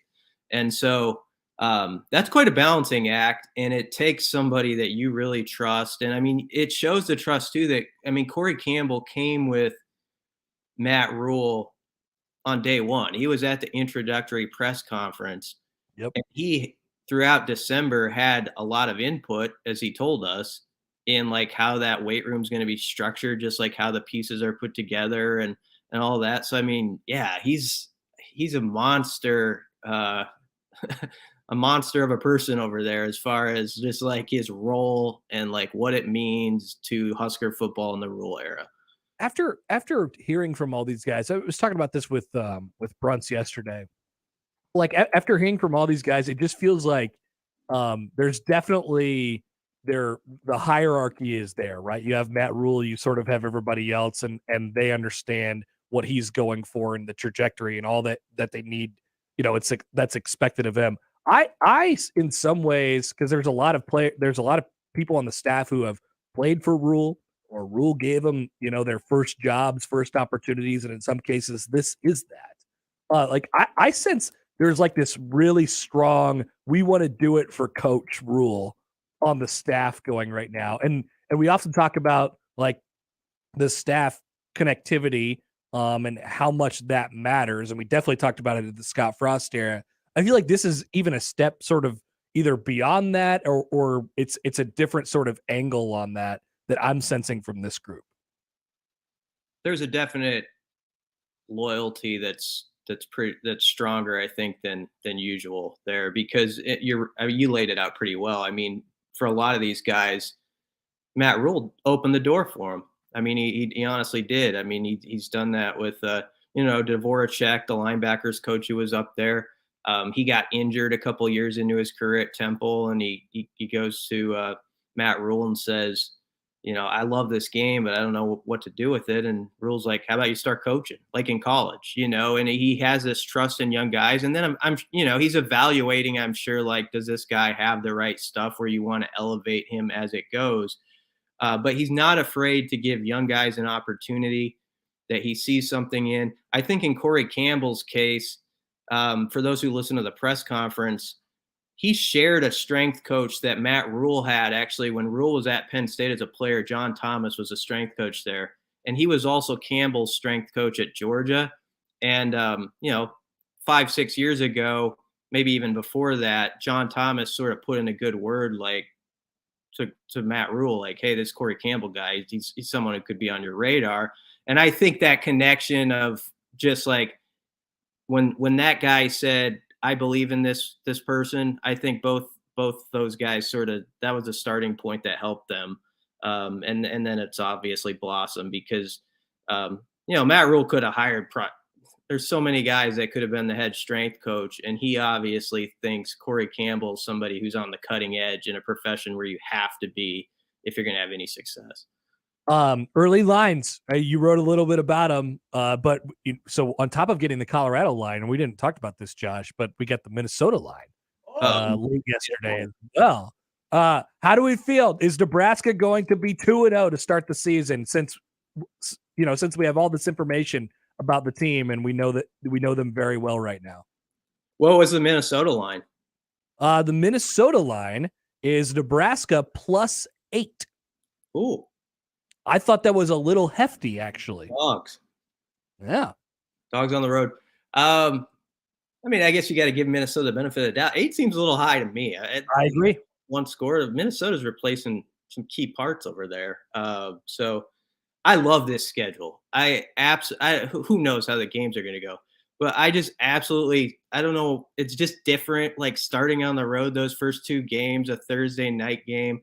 Those people who know their Husker history will find fascination. This, of course, means Nebraska is going to run the table this year, but the 1995 team started on a Thursday night on August 31st and then September 9th, both on the road, I believe.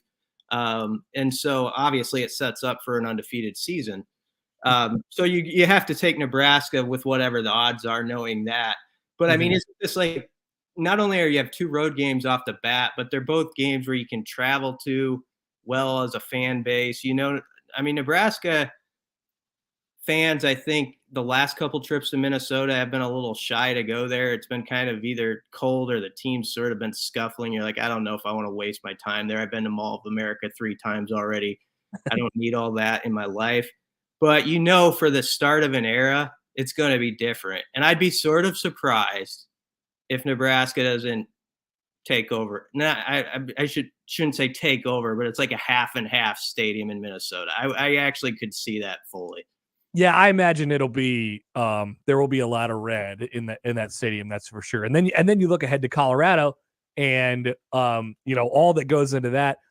I'm endlessly intrigued, and I know, like, once again, it's a game that doesn't happen for a long time, and we don't know much about either of these teams yet. Haven't even had a spring ball, and 2 new coaches. But I'm endlessly intrigued in when Matt Rule and Deion Sanders like talk, and how different they sound when they talk, and the fact that this is a rivalry game, fans want to win it anyway, and then you add in the fact that, you know, there's so much unknown. I mean, that game, you know, is so big for a variety of different reasons. But I'm just like, I couldn't be more excited about it at this moment. No, I get it too. I mean, even though it is months away, whenever there's a line put in front of you, it helps your little imagination. My imagination's a little, yours is big, but my little imagination dances around, you know, like you can picture it. You have that scene, you're like seeing Ralphie come out there, and it, and you know, Colorado's so determined to like not have Nebraska take over the stadium like they did during the Frost era with Deion there. That's got to be like a college game day type setting. I don't know what the schedule is in college football that week, but how could you resist not being there as like one of the big network shows for the pregame? I mean, it just feels like it's got everything early in the year. So there's some good games that week. There's Texas, Alabama, Texas A&M, Miami, and Iowa State are all that weekend. Stiff competition. Someone's got to be there, though. I mean, Nebraska, Colorado, it's a different venue than, I mean, you're going to Boulder, which hasn't got a lot of attention lately. It's a beautiful setting. And there's just so much hype around Deion Sanders that someone is not going to be able to keep from being there. Either if it's the big noon, or I don't know how the TV setup's going to go. But right. Yeah, that game is just going to be so much fun. And you're right. They both kind of have different ways about going about it. You know, Deion Sanders has the cameras everywhere, and I think that's backfired on him a little bit, like when Tim Brewster gets up and starts talking. But, you know, Matt Rule, I think, has said that's probably not going to be the way it is here, which seemed like he was making mention of someone without mentioning someone. Oh, I think he's well aware of everything that gets said around him. That's for sure. BC, quick thought on basketball before we let you go. They play Minnesota tomorrow. You know, and Minnesota comes in. This will be their 4th game in 7 days in their 4th different city. And they're already the worst, you know, team in the Big Ten. Nebraska's beat them on the road in overtime earlier in the year. So it sets up, you know, for Nebraska to get a win here. Are you at the point where you could comfortably say, yeah, they should, you know, I feel like they should get this done? Because in the back of my mind, I'm still thinking, yeah, you never really know. No, I'm nervous about this game for them because it's a different setup. You know, they are the hunted team here. They're the favorite, and Minnesota can throw a big lineup at Nebraska, and it doesn't sound like, I don't know if Kate is going to be available, and he's obviously been good at doing some of the dirty work and drawing charges and getting some boards and stuff like that. So Nebraska might have to work around that. And I think you still have to look at it. If you're Nebraska, the margin for error is very thin with this team. Like, you have to always have that in your mind. Like, Everybody's got to maximize their niche or whatever they're supposed to do well. And that's how this team has been having success. And the only way to keep it going is if that continues. Like, I think if you look at the winning streak lately, you'd go down the roster and you'd say every guy sort of popped in for a moment, or two when he had to.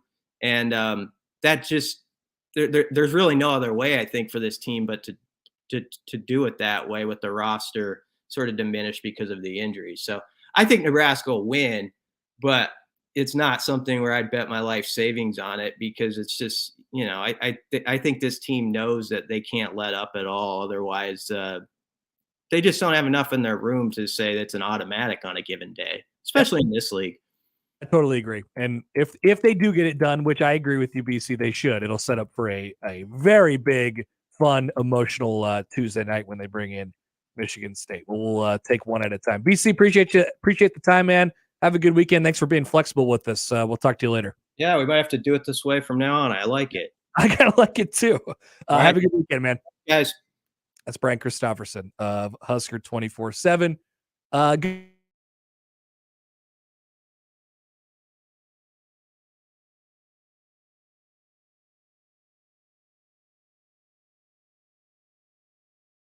For me, but when we have a phone call, I'll look up there and it'll say, Bryan Christopherson, he's been on the line for 26 minutes, and I'm like, probably need to end it. So we could on these we could really get going. That may be an issue. More of a casual conversation. Yeah. Where you lose track of the time. Oh no, I lost track of the time. Yes, right before we brought on BC there, it's going to take a little juice out of the big announcement this afternoon. Although there are still some more things. None of which will be announced today. They're working on some things, I think, still. This is great. Nebraska volleyball will be having a match inside of Memorial Stadium on Wednesday, August the 30th at 7:00 against who? The Omaha Mavericks. They'll bring in Omaha to play a outdoor match inside Memorial Stadium, and then there will be a UNK Wayne State match at 4:30 prior to that. So it'll be sort of a volleyball extravaganza. Then, after the Nebraska UNO match, there will be a concert featuring a national recording artist. TBD. Do not know who that artist yet is. You got to think it won't be somebody huge, because that concert's not going to start until 9, 10 o'clock. Who knows? I don't know. I mean, it's not going to be a full, hey, here's my hour and a half long set. The musical artist will be announced at a later date. The Huskers' Terraflex court will be positioned near the north end zone of the football field, with the concert stage closer to midfield. And there will also be Governor Pillen will be talking today, and he'll make a special proclamation celebrating the impact of the sport of volleyball in the state of Nebraska. My guess is Mr. Pillen is going to get up there and say, August 30th will henceforth be known as Volleyball Day in the state of Nebraska. I would like to take as much political credit for this as I can. So there it is. There's your announcement. We'll talk about it a little bit later on in the show. Also, if you were listening earlier, I told you exactly what it was going to be. So yeah, we broke the story yesterday. Many are saying we had it here first. There's also an NIL thing that I wanted to talk about. We'll have that later in the show as well. But on the volleyball part, you do this thing for a variety of different reasons. I imagine one of the main considerations was, we are going to take this attendance record from Wisconsin and we are never, ever giving it up. It is ours. Yeah. And if you are an elite volleyball player with offers from Stanford, Wisconsin, Texas, Nebraska, you not only want to go to Nebraska, need to go to Nebraska, because that is where volleyball is the epicenter. Uh-huh. And Wisconsin. I love this announcement. Wisconsin stole Nebraska's record, single game attendance record last year when they packed in over 16,000 for their match against Florida. No, that's a good number. It's a nice number. Yeah, this is going to probably be in the 30,000 range, would be my guess. Yeah.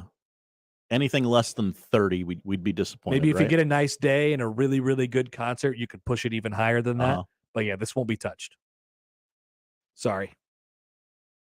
Hope you enjoy your record while you have it, Wisconsin. You only got about 6 months left. Oh, this is a great point from DC on, Hey, the, on the DC. Twitter. Jason Derulo would make sense Jason Derulo. to pump the new volleyball league that he is now owner of. That's kind of true. Yeah, it kind of actually makes perfect sense. Okay. We'll talk about that a little bit more later in the show, and then the announcement and the whole thing will be taking place in the 1 o'clock hour. Sipple still to join in the noon hour as well. Josh has the odd news next on 1620 The Zone. Omaha's most listened to all sports radio station. Again and again and again. 1620 The Zone. The Blue Jay Zone is brought to you by Barry Law. We're in it to win it. Getting significant point contributions off the bench has been a struggle at times this year for the Creighton Blue Jays, but when it mattered most at St. John's, Sharif Mitchell and Mason Miller each hit big buckets. That did not go unnoticed from starter Arthur Kaluma. I'm super proud of my guy, man. Like, especially how the year started to where he is now, and like the growth that I've seen from him is like, it's inspirational for me. Seeing that from my senior. Winning comes without a guarantee. Focus, discipline, and extraordinary effort make winning more likely. Sometimes our greatest wins come from major setbacks. Coming back from a serious injury is a win that requires teamwork. At Barry Law, we're in it to win it. If you have been seriously injured in an accident, call Barry Law today. 402-999-7777. Ready to revolutionize your home's look? Smash those outdated windows and upgrade with J-Tech Construction, the official exterior and solar experts of the Huskers. For a limited time, qualified buyers enjoy no payments and 0 interest for a year. Plus, receive a free triple paint upgrade. Trust the best in the business and see why so many homeowners choose us. Contact us now and take the first step toward a stunning home transformation. The official exterior and solar experts of the Huskers, J-Tech Construction, your exterior experts.com. OSA Crusaders youth tryouts begin Monday, February 27th and continue through March for high school athletes. Enhance your athletes' love for the game with OSA's top-notch facilities and coaching staff. OSA places a major emphasis on age-appropriate skill development through cutting-edge trends, and OSA athletes have fun learning the game the right way. Take your athlete to the next level and give them an experience that is second to none. Check out their website at omahasportsacademy.com. OSA Crusaders, earn your right. Your 13th ranked Omaha Maverick hockey team is third in the NCHC and has secured home ice for the playoffs for the first time since the opening of Baxter Arena. Because of you, Maverick fans, they're fourth in the nation in attendance. Get your tickets now for the final home series and senior weekend against number 5 St. Cloud on February 24th and 25th, and for the playoffs on March 10th and 11th. Let's rock the Baxter. Get your tickets by calling 402-554-MAVS or at omavs.com/tickets. Do you know a high school senior who'd like a $12,000 college scholarship? Well, be sure to tell them that the Salvation Army is now seeking nominations for the DJ's Hero Award scholarships. We're looking for Nebraska high school seniors who have overcome adversity and who are doing the most good in their communities. The application deadline is March 8th. Nominate your hero today. Just go to djsheroapp.org for more information. That's djsheroapp.org. djsheroapp.org. Your neighborhood is more than blocks of buildings. It's the people who live there that make it special. At Union Bank and Trust, we're not just creating home loans, we're making neighbors. We're not just small business lenders, we're small business shoppers. We don't just live in your community, we help you build it. Because our people are your people. Visit ubt.com/neighbor to learn more. Union Bank and Trust, member FDIC. I always wanted to learn Spanish, but I never thought I'd have the time. Then I discovered Babbel. Babbel's lessons are fun. They only take like 10 or 15 minutes, and in 3 weeks, presto, you're starting to speak another language, like magic. I love that Babbel's lessons aren't just robots talking. They're voiced by native speakers, so you get the pronunciation just right. And they're designed by real language teachers, so you learn how to have real-world conversations, things you'll actually use. It's incredible. After using Babbel, I'm ready to start having real conversations in French. There's all kinds of ways to learn. Use Babbel's podcasts or games or videos. You can even join live classes with a language teacher. If you want to learn a language, there's no faster, easier, better way than Babbel. Babbel. Babbel. Babbel, évidemment. Go to babbel.com to try for free. That's BABBEL.com. Babbel.com.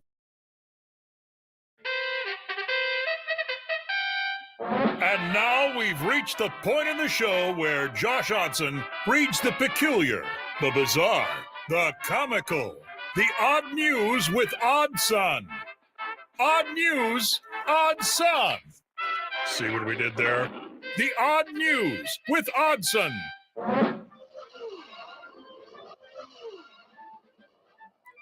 Just fantastic stuff with the Pac-12 media negotiations going on at the moment. That's from our friend Brett McMurphy. Hi, Brett. Apple has still not made a formal offer for the Pac-12's media rights. Remember, we made fun of the Pac-12 for having to stoop to Apple TV the other day. Mm-hmm. Rightfully so. A lot of people did. Apparently. There's popcorn. There it is. Apparently, Apple not fully on board yet. But as Brett McMurphy reports, Ion Television has emerged as a potential Pac-12 partner.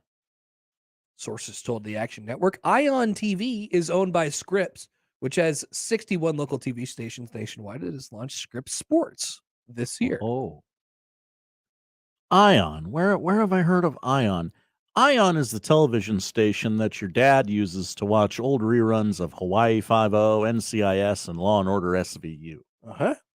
So if you're tangentially familiar with Ion and you don't really remember why, that's why. Okay, so as funny as it is that this is a thing, in all reality, if this is the case, the Pac-12 is dead. The Pac-12 dies. Yeah. The Pac-12 is not a part of major college football anymore. If you're Oregon and Washington, you are running for the hills right now. You were knocking at the Big Ten's commissionerless door, and you're saying, please let us in immediately. Yeah, if I'm a president or an AD at a Pac-12 school, I walk up to George's, the commissioner's door, and I'm pounding on it. I'm beating the door down. George Kliavkoff? Yeah, I didn't know how to say it. Mm-hmm. I walk in and I say, you sign a deal with Ion, we walk immediately. I'm out. Like that's Just it. Get us the most can't be money that. you possibly can. What if I can't? What if there is no? I don't know. People make fun of the Pac-12 network. Imagine if we're on Ion, George. Could be very, very good stuff. And it could mean more conference realignment, I think, probably at the end of the day. But Josh has the odd news. I sure do. Old people have spoken. They put down the remote and stopped watching Ion long enough to complain about Rihanna's Super Bowl halftime show. Oh, to complaints to the FCC? Yeah, they segment? are in. I love this. In. This is our favorite thing to do every year. They've been flooded with FCC complaints saying Rihanna's Super Bowl halftime show was too big on sex. I can make fun of this story, but I can also say not wrong. Not wrong. I mean, there was no actual sex going on, but it was No. it was definitely suggestive in a lot of ways. Mm-hmm.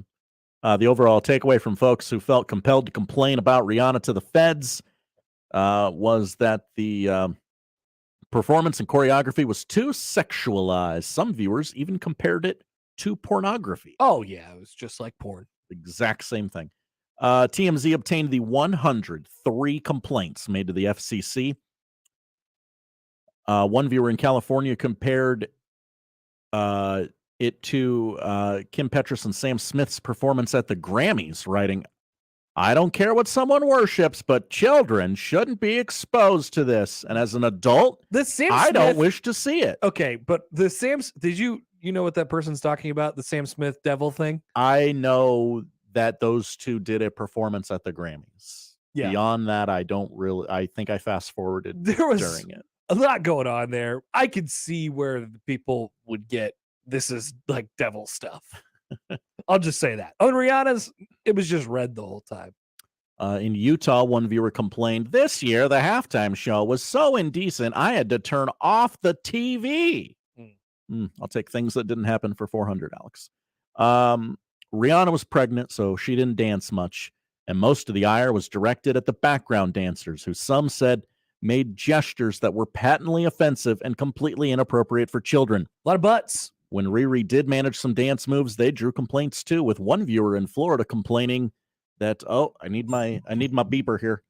She spread her cheeks. She rubbed her pants. Oh, I can't say that word on the radio either. Yeah, it was sexual dancing. She did some of these things. Yeah, these are accurate descriptions of Rihanna's Super Bowl halftime show. Yeah, I don't know that football as a product is particularly family friendly anymore. There's a lot of stuff that happens in what, like a man dying on the field and needing 9 minutes of CPR. Yeah, that's what I sit my 3-year-old down and say, all right, son, this is the way the world is. Sometimes you hear people shouting bad words. Oh, yeah, that's true. Sometimes you see guys' butts on TV. Whoa. That happens during football games. Mm-hmm. It's just something that we all got to deal with for a little bit. Yeah. You grow up and you get over it. Connor, what'd you have with your popcorn last night at the Cocaine Bear screening? I just had popcorn and a cross-strained fairy nectar. Oh, well, that backfired on me horribly. What? All right.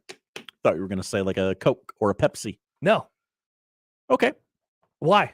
Well, a study has revealed that drinking Coca-Cola and Pepsi, and I don't want to get an FCC complaint. So let me tell you something, Josh. This story's a little blue. I love Coca-Cola and Pepsi, and I drink it regularly. Well, I can tell you that a study has revealed that drinking those two products specifically can lead to larger testicles and higher testosterone levels.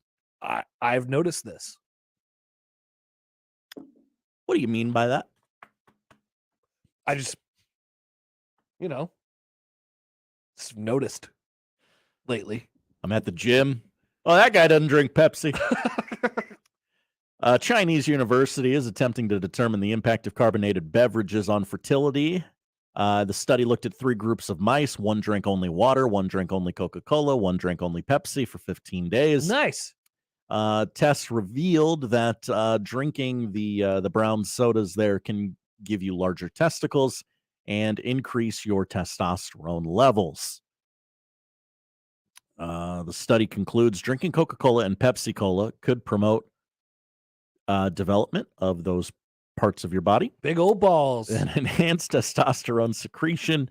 Our findings provide the scientific basis for fully understanding carbonated beverages' effects and their mechanism on development and reproduction functions on humans, which is actually the opposite of what most scientists had believed, that these are bad. These will lower your sperm count. These are things you should... is this intelligence for your life?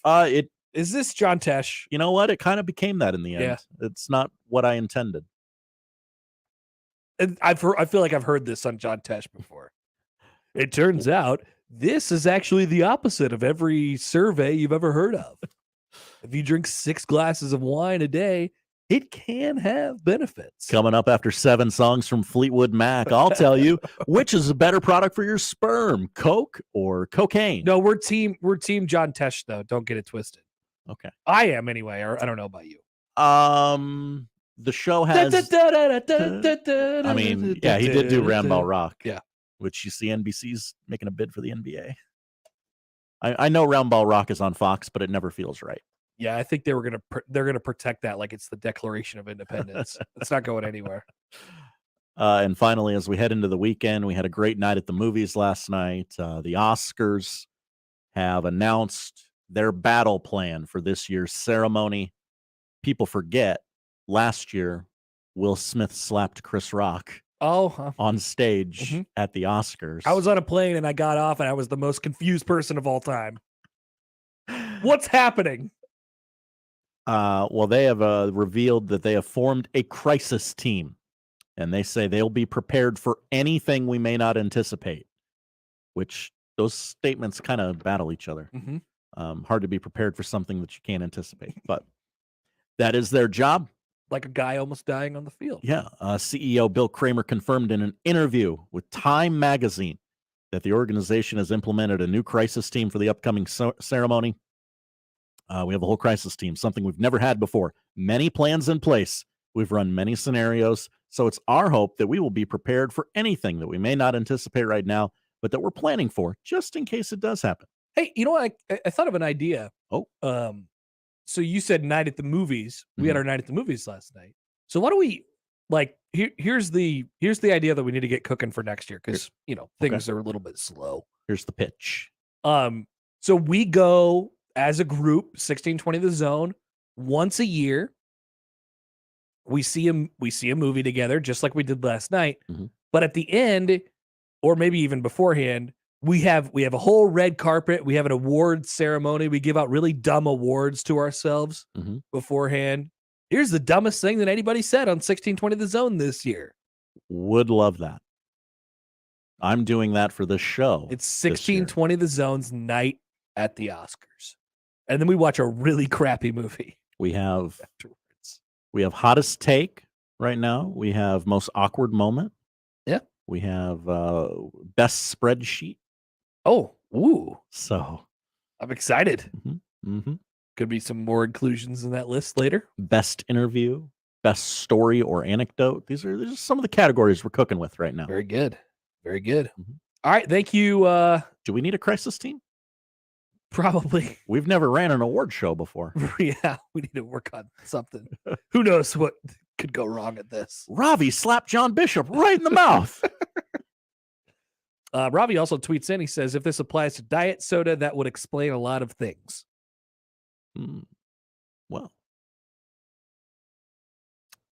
Ravi known for his testosterone. That's true. Thank you, Josh. Thank you, Connor. Good odd news today. I thought so. A little weird, but I liked it. Noon hour is coming up. Still plenty to get into on the show today. Sipple's going to join at the bottom of the hour. We'll come back. More up next on 1620 The Zone. Live from the Host Coffee Studio, this is 1620 The Zone. Listen to the Woodhouse Auto Family Blue Jay shoot-around and overtime shows. The Creighton men's basketball pregame and postgame shows on 1620 The Zone. The Woodhouse Auto Family Blue Jay shoot-around and overtime shows are also presented by Burton AC Heating, Plumbing, and More, by Barry Law, by Union Bank and Trust, and by DJ's Dugout. Before and after each Creighton game, exclusively on your home for the Creighton Blue Jays. 1620 The Zone, 1620 The Zone mobile app, and 1620thezone.com. Your neighborhood is more than blocks of buildings. It's the people who live there that make it special. At Union Bank and Trust, we're not just creating home loans, we're making neighbors. We're not just small business lenders, we're small business shoppers. We don't just live in your community, we help you build it. Because our people are your people. Visit ubt.com/neighbor to learn more.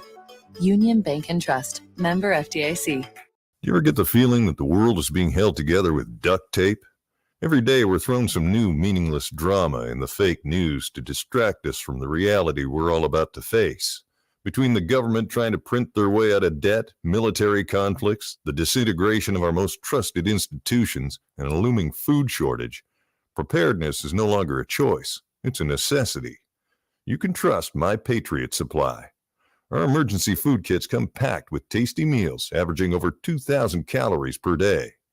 Get at least one kit for each person in your family. Self-reliance is the only alternative to government food lines. Time is running out. Become ungovernable. Go to MyPatriotSupply.com and save on dozens of different emergency food kits while you can.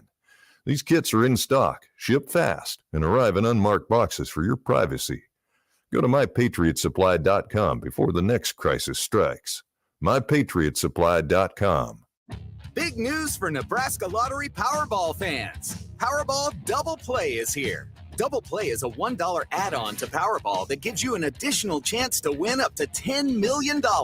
Double Play is drawn after the main Powerball drawing every Monday, Wednesday, and Saturday. So visit your nearest Nebraska Lottery retailer today and ask the clerk to add Double Play to your Powerball ticket, or fill out a play slip and select Double Play.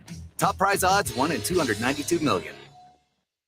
The Creighton women's basketball team had their deepest run ever in March, making it all the way to the Elite Eight. Find out how far they will go this season. Don't miss any of the action all year long on 1180 The Zone or on News Talk 1290. Coil. Tickets for less. Best seats, best prices, no per-ticket fees. Ticketsforless.com. KOZN Bellevue, Omaha, Council Bluffs. This is 1620 The Zone.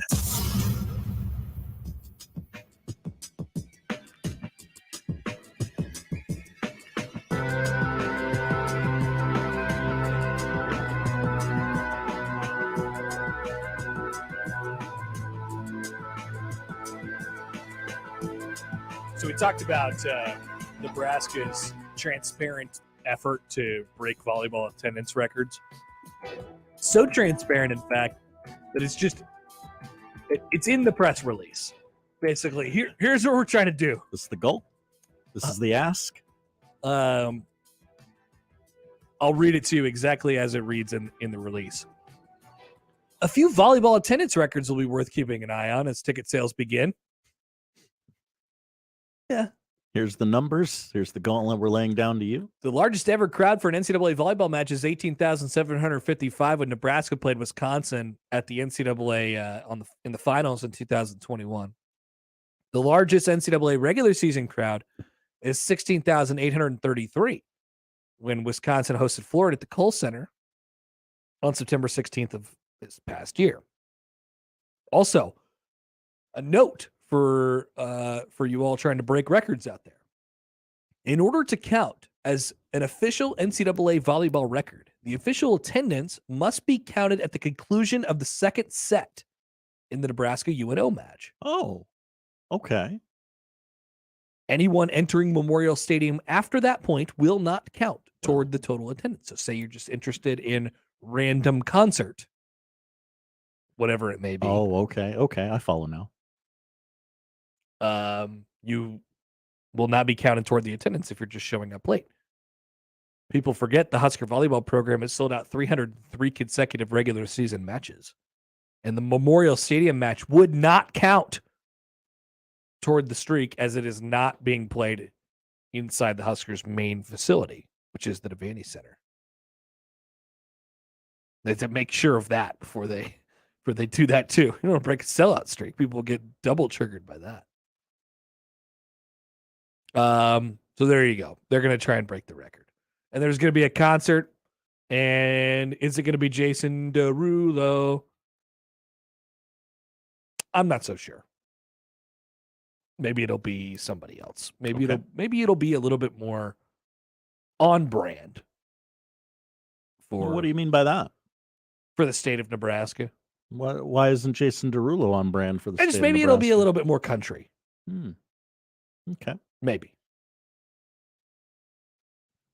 Or maybe it'll be Jason Derulo. Jason Derulo is a Nebraska businessman. That is true. Maybe it'll be somebody a little bit more country featuring Jason Derulo. There's a lot of those mashups nowadays. Oh yeah, people love those. I actually kind of do. I actually do kind of enjoy those mashups. Florida Georgia Line featuring Jason Derulo. Nelly's in a lot of them. Have you heard a Nelly country song? I have. They're pretty good. They have their place. I enjoy a Nelly country song. It's got to be at least 78 degrees out. I need to be outside. I'd say even warmer than that. It's got to be one of those like hot nights. Yeah. And you can turn on a little Nelly country. So the NCAA has stuck its neck out, and for the very first time, it has ruled on an issue regarding NIL. This is exciting. I remember back in the old days when you used to say, oh man, this NIL thing, it is a total bleep show. Nobody is watching it. Nobody cares. And the NCAA won't get won't get involved. Well, guess what? Guess who's involved now? It's the NCAA. The NCAA issued its first ruling in a name, image, and likeness related infractions case today, wading into what until now had been uncharted waters in terms of rule enforcement, which is a hilarious sentence. A head coach was suspended. Other minor institutional penalties have been assessed. And a booster escaped sanctions. It's an outcome that left the Committee on Infractions itself. Oh, John Ruiz? Yes. Oh, yeah, he just sues everybody. So the NCAA was like, yeah, no, we'll leave him alone because he's just going to sue us. The case involved the University of Miami women's basketball players. Maybe you've heard of them, Haley and Hannah Cavender. Oh, the twins. Yeah, yeah. They are twins. They are on TikTok. And people, it's one of the most American things that we can do is be amazed by twins. What? Twins? Y'all look alike. You guys know you look alike? Bold question. Is being amazed by twins one of the most amazing things, or one of the most American things you could do? I mean, is it American or is that just human nature? I don't know. I don't want to single out Americans, but we do have an infatuation with twins and twins. Yep. Is being amazed by twins one of the most human things you could do or American things you could do? I kind of want to go American. Okay. What? Twins? These what? I like how you said it. What? You look the same. Y'all look alike. So America has been collectively amazed by these twins on TikTok. And yes, they play basketball. And yes, they are good looking. Well, I was going to say, are they just giving out basketball tips, Nope. like how to dribble? No. Nope. No, Nope. they do some other things on there as well. This is a real Livy Dunn situation we got on our hands here. Except for if Livy Dunn had a twin. Could you imagine if Livy Dunn had a twin? Two Livy Dunn? It'd be shocking. There would be shocking stuff going on. A real Office Space situation there. Two chicks. From Sports Illustrated, the Cavender twins, who are social media sensations with a vast following, they were not sanctioned, which is consistent with the NCAA stance that it does not plan to penalize athletes themselves for NIL adjacent infractions. And perhaps most significantly, prominent Miami booster John Ruiz, who violated rules by contacting the Cavenders and providing an impermissible meal, was not disassociated from the Miami program. The penalty, even absent a disassociation, was reluctantly approved by the Committee on Infractions, which often is charged with assessing penalties. However, this case was a negotiated resolution between the school and NCAA enforcement, which left the committee in a position of either accepting or rejecting the outcome. If it chose to accept it, but expressed its reservations in an unusual preamble to the case synopsis. Very normal, very cool. So the NCAA, or the association, the Committee on Infractions, whatever, first targeted Ruiz, who is a billionaire booster who's paid millions of dollars in NIL-related money to more than 100 athletes, many of them Miami. One of the more publicly brash figures in the NIL world. Ruiz has brazenly announced NIL deals on social media, even before athletes have signed with the university. Very cool, very normal. And in this case, though, in an ironic twist, it was a tweet from Ruiz in April 2022 that drew the NCAA to the case. While in the transfer portal, the twins, Haley and Hannah Cavender, as well as their parents, dined with Ruiz at his Miami home on April 13th. That night, Ruiz posted on Twitter a photo of the group posing in front of his home on his Twitter feed. It was a mere few weeks later that the twins committed to Miami. And then the NCAA decided, that seems wrong. That seems counterintuitive to the NIL culture we're trying to create here. So let's take a look. Miami has been penalized with the following. a 1-year probation sentence for its women's basketball team, a $5,000 fine, plus 1% of the women's basketball budget, which I'm sure is not a lot, a 7% reduction in the number of official visits during the 2023 academic calendar year, a reduction of 9 recruiting days this year, a 3-week probation on recruiting communications by staff members, starting with the opening of the transfer portal on March 13th. So the NCAA has ruled with an iron fist on NIL and twins.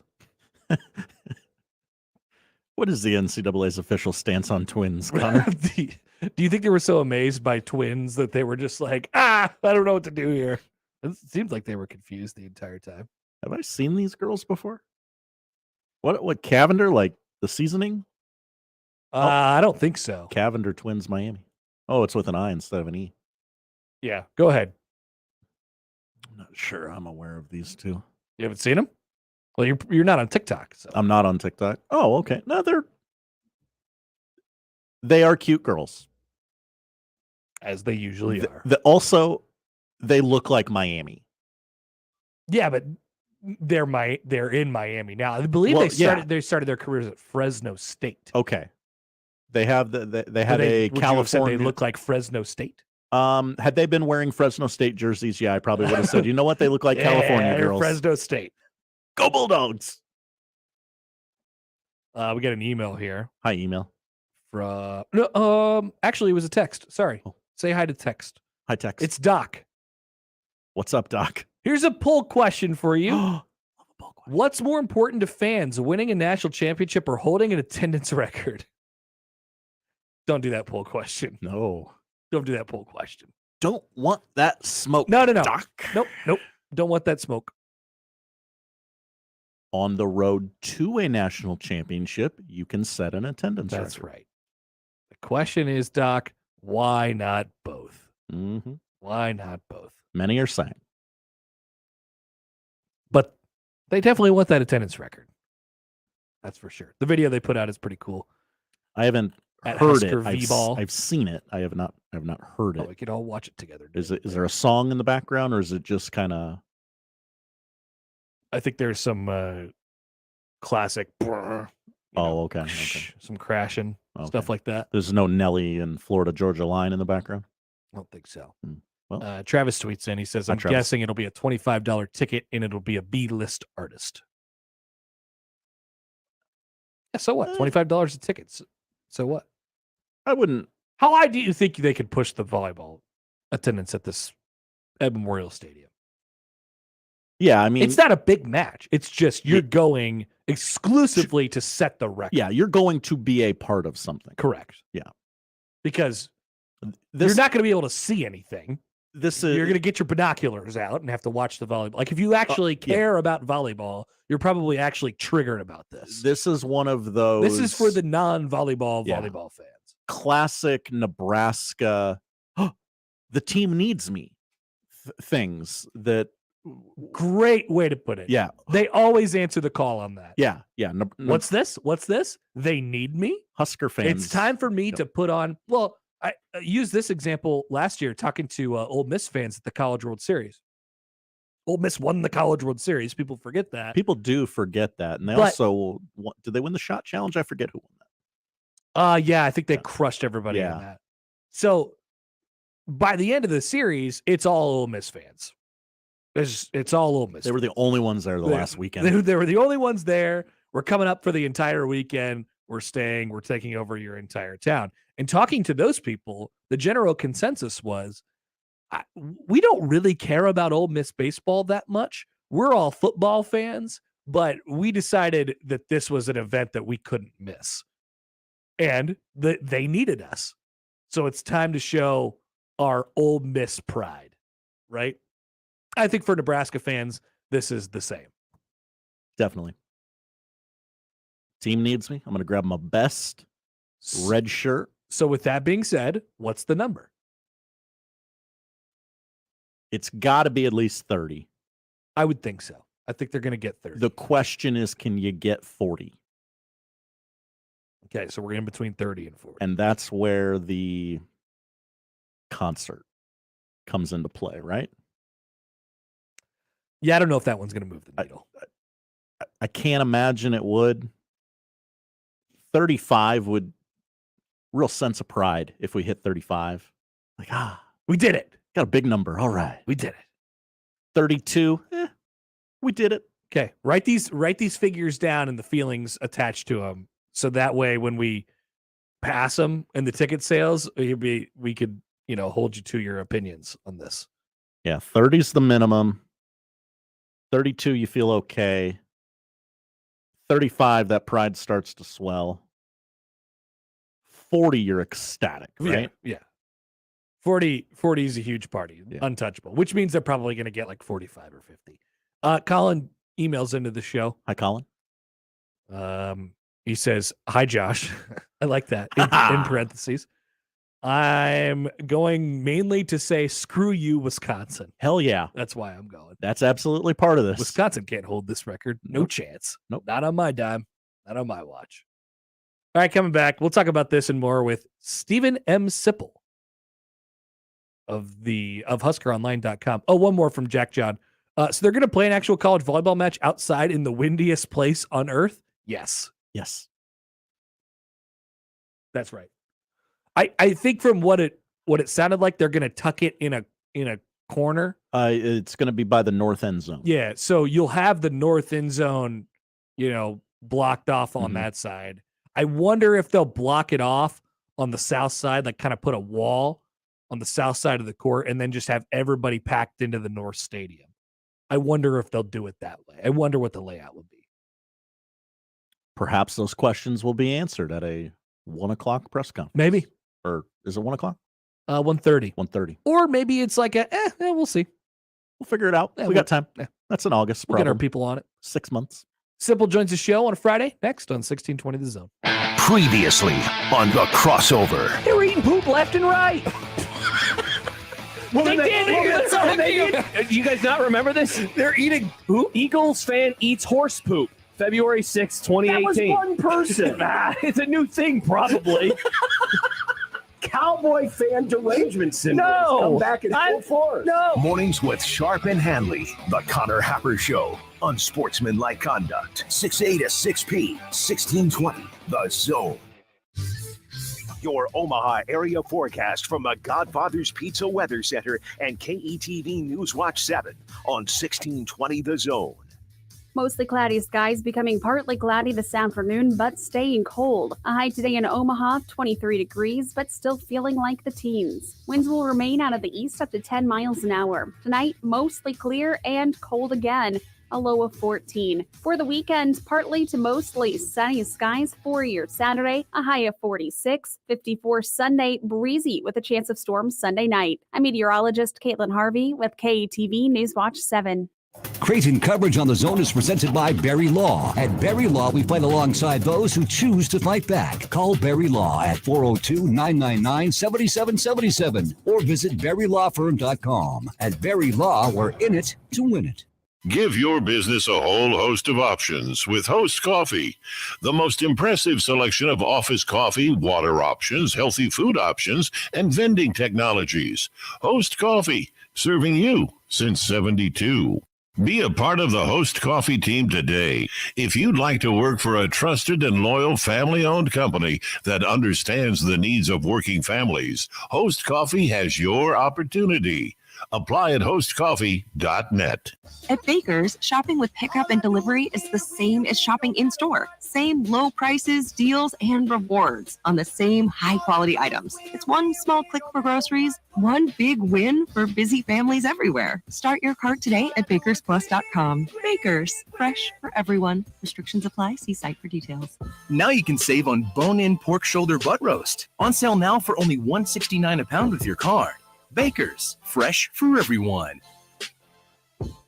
Join up, join in. It's time to make good on those New Year's fitness resolutions by becoming a member at Croc Center Omaha. There you'll find a full range of fitness activities, from free weights to Zumba classes to an indoor track, pickleball, and more. Join now and save. We'll waive the fees, plus you'll get 1 month free with an annual paid in full or auto pay membership. The Croc Center is just moments away from the Kennedy Freeway and Q Street. Go to omahacroc.org for more information. That's omahakroc.org. Nick Handley here for my friends at DJ's Dugout. It's that time of year again. Full tilt basketball season. Conference championships are on the line and lots of madness will be heating up. And DJ's is a great place to watch all the college and pro basketball action. And cheer for Creighton with the Blue Jay Lemonade, of course. Plus, there's always great daily food and drink specials at DJ's too. 7 metro area locations. DJ's Dugout is locally and Vietnam veteran owned. Dig in at the Dugout. The Creighton women's basketball team had their deepest run ever in March, making it all the way to the Elite Eight.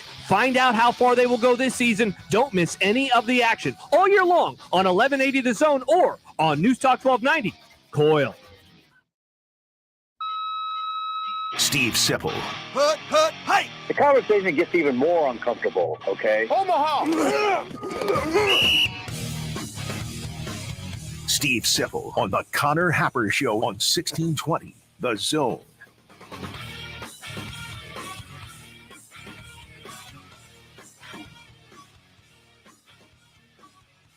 And we welcome in Steve Sipple, HuskerOnline.com, joins us on the phone. Now, it's amazing the technology that we have available to us in our lovely studio. Hi, Sipple. Good afternoon. How are you? Hi, Connor. How are you doing? Great. Are you excited for volleyball outside? Yeah, I guess I'm excited for the people who are excited. I do think it's kind of cool. I wonder how. I wonder what the band will be. It reminds me sort of. I mean, they're going to set that court up in the North Stadium, which is where they set the stage up for Farm Aid.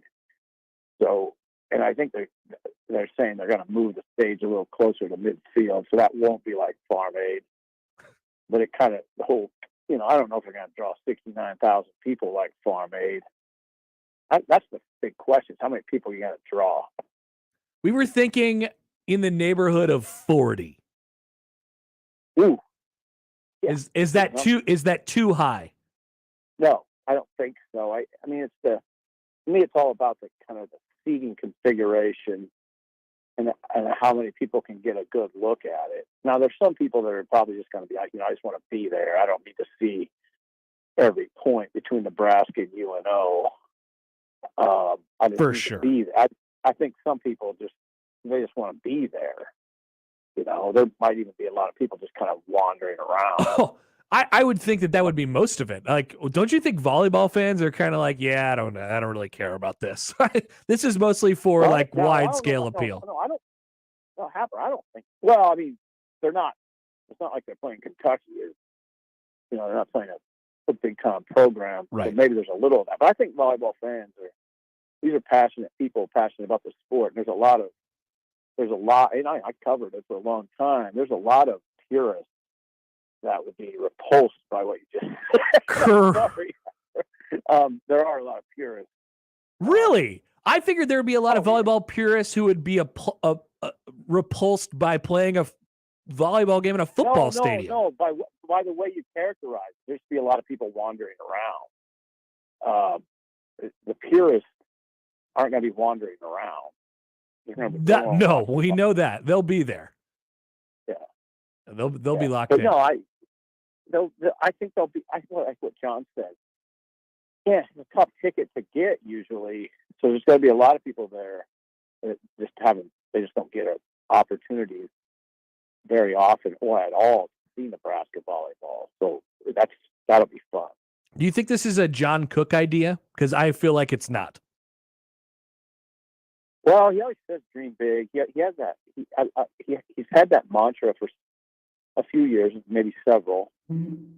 So that's a good question, Happer. I'm not saying you're wrong. I would not.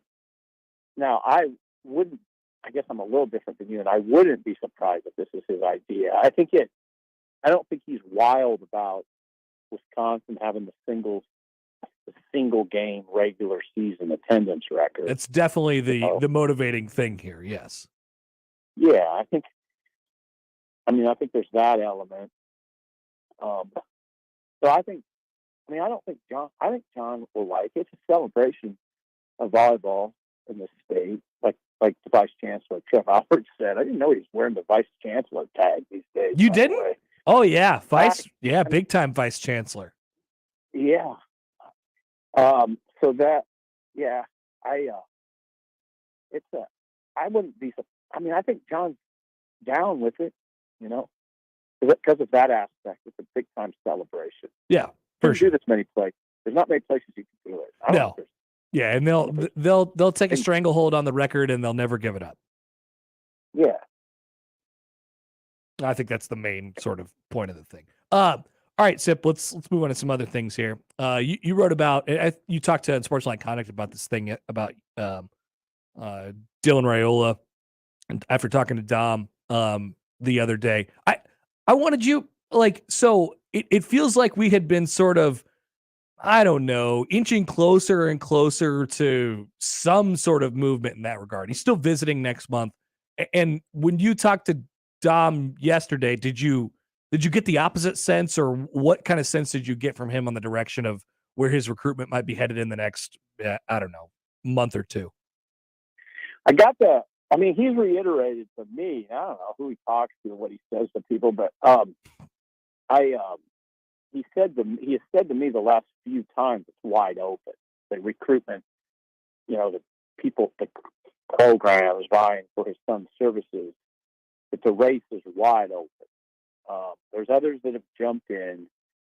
I'm always surprised when people ask me if he's silently committed, or if he is silently committed, or if it's down to. Well, I'll tell you this. I said to Dom, I think I'm going to write this kind of Georgia and Nebraska, the front runners, and he's like, I don't know, because I just stick to wide open. So I'd say it's wide open, unless I don't know. You never know on these things. I was going to say you never know, that people can steer you in directions they don't mean to, but Dom's really not that way. No, I don't get that sense with him either. Yeah, he's pretty. I really do take Dom for his word on this stuff. Yeah, no, he's pretty. I think he'll pretty much shoot you straight. So I think that makes a lot of sense. I wonder if there's, Georgia, Nebraska, USC, and if there's have we been going too far on just the Nebraska, Georgia, USC thing, or are those like the schools that have actually separated themselves? My read is yes, we have. I think that I don't know. Well, I kind of know, but I'm not going to get on. I can't. I just can't say everything because a lot of the conversations are off the record. But no, I wouldn't. There's a lot of Penn State talk, Sipple. There's a lot of Penn State talk right now. Yeah, I don't know about that. Okay. I don't know about that. That's not maybe, but I just think it's wide open. I think there's other schools that have jumped in that maybe haven't come up that much. Maybe Penn State's one of them, but I'm not. I'm just keeping a very open mind on this, and I'm not locked into. I'm no longer locked into 2 or 3. Yeah, I think that's interesting. I mean, he'll take the visit next month, and then things will start to sort of move from there, right? And I don't even know if they will, but we're in a holding pattern at least until then. Yeah, absolutely. And they're going to go to Georgia on March 18th. And then, it's in Nebraska the next weekend. And I don't know what the visit setup after that is. These are unofficial visits. So I don't know exactly what the plan is after that. You also mentioned that we often talk about the NIL sort of setup that Nebraska has. Obviously, 1890 is taken over a lot of this. It's certainly the most prominent NIL collective involved with Nebraska athletics right now. But they notably had not been working with the men's basketball team, and they sort of had their own sort of thing going on. Now it seems like that is going to change. I guess what's your response to the significance of 1890 and them sort of being the one significant one right now that's out there? Like, is that better, worse for Nebraska? I guess what's your read on that whole thing? I think it's better. I think that there's two things. There's one, I mean, I don't know why it gets so misconstrued out there, but there's one collective working for Nebraska student athletes right now that you would say is day-to-day operational. That is working every day, that has a fully staffed office. Money's coming in, money's going out. There's one. It's the 1890 initiative. That's it. There's not another one that's running a day-to-day operation right now. I think it's better to have it that way. That's my opinion, because it doesn't get. Otherwise, it can be confusing for donors. Agreed. Who am I giving them? Well, wait a second. I mean, it's just streamlined it, and it is significant. It's very significant that the 1890 initiative is taking over Nebraska men's basketball fully. It's fully taken over that. It's that part of Nebraska basketball's program. So it has the women's basketball team now fully, and it will fully have the Nebraska men's program. It's big. I mean, it's big even in the context of you have a 7'2" center on campus from Christian Brothers in St. Louis this weekend. All of this is relevant, and yeah, it's gigantic. And I do think it's better to just have one, so it's not a confusing situation for the people who want to help out. What do you think the impetus is in switching it? Like, what was the weight on the basketball part, and why does it end up with it now? Well, there's nothing nefarious. It's just that there was a group and of one person in particular that was running it, and I'd say doing a fine job. I know him. I know the family very well, and they're huge very big Nebraska basketball fans, have been for decades. And they were handling it, and I don't know why exactly they've decided to fold it into the 1890 initiative. I will tell you this, and I don't mind talking about this stuff because I know it pretty well, and I started looking at it pretty close right when it came into being, and what I don't think people understand is how complex it is. Like Happer, if me and you just said, "Hey, Sip," if you said to me, "Hey, Sip, let's put together an NIL collective," I don't know that we could do it. I don't think we could. I definitely don't think we could. I mean, there's a lot of legalities. It's very technical in nature. You're dealing with a lot of different areas. Everything from, the quarterback today doesn't really like the curtains of his apartment. He wants them changed, and we need to make this happen. Okay. It could be that. It could be so-and-so's car broke down on the interstate. We got to get this figured out today. I mean, there's just things that come up, little and big, that you got to deal with. There's contracts. It's not a full time.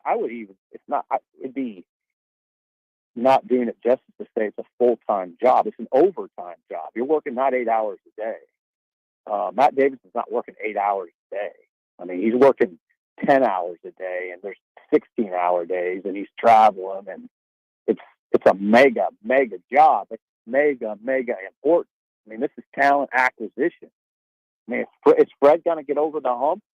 Well, a lot of it has to do with the ability to pay players who get you over the hump. So it's not I know it's still a background conversation for some reason, but it shouldn't be. Do you think we'll get to the point, and I think this is maybe one of the reasons why it's a background conversation, because all we hear about is the athletes signing on with the collective, right, with the initiative, and then it sort of just goes away after that. It doesn't affect, now it affects the players because they're getting paid and they're doing the endorsements and all of the stuff that, whatever's in the deal, but it sort of goes away for us after that. And I think that's why it goes in the background. Do you think we'll ever get to the point where like that will be a little bit more public, or is this, because right now it's in the early stages of it, and we see the athletes sign with the collective, and then it sort of just goes away. Right. Yeah, there's not much to say. I mean, it's, in pro sports, athletes renegotiate contracts, and it is very public. It can become very public. But that kind of thing's not really happening, or it's not public anyway. I don't really have an answer. It's a good question. I mean, we don't. Now, part of it, though, Happer, some of it just is because it's not that interesting, right? Yeah. They have to get a deal. Now, I will give you an example. I mean, there's if a player goes to Creighton and he chooses Creighton, he doesn't go to Nebraska for basketball. Now, you'll hear talk, again, still kind of background talk, like, well, wonder what kind of deal he got at Creighton. Creighton's got a very, very,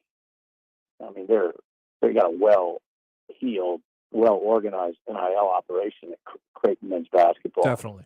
So if a player comes in there who is also considering Nebraska, well, then a lot of fans do wonder. They ask me, well, what kind of deal you think you got? I don't have the fog yet. That information is not available. But that doesn't mean people aren't interested in it. Sure. So, I don't know. Yeah. No, I understand. It's just it's an odd conversation to follow. And I think you sort of hit it on the head there. Like, we just don't really understand what happens sort of after that. It's still the old school, like, all right, kid showed up at the school. I don't really care why, but he's here, and this is our guy. But there's a lot more, there's a lot more going on behind the scenes now than ever. Oh, there is. I mean, there's a lot. And some of it falls under the category, none of your business, kind of like, yeah, you don't want to ask, right? You don't want to ask an individual or his family. It's not it's their business. Some of it's that. And I don't know how it would. I don't know what it would take for it to change.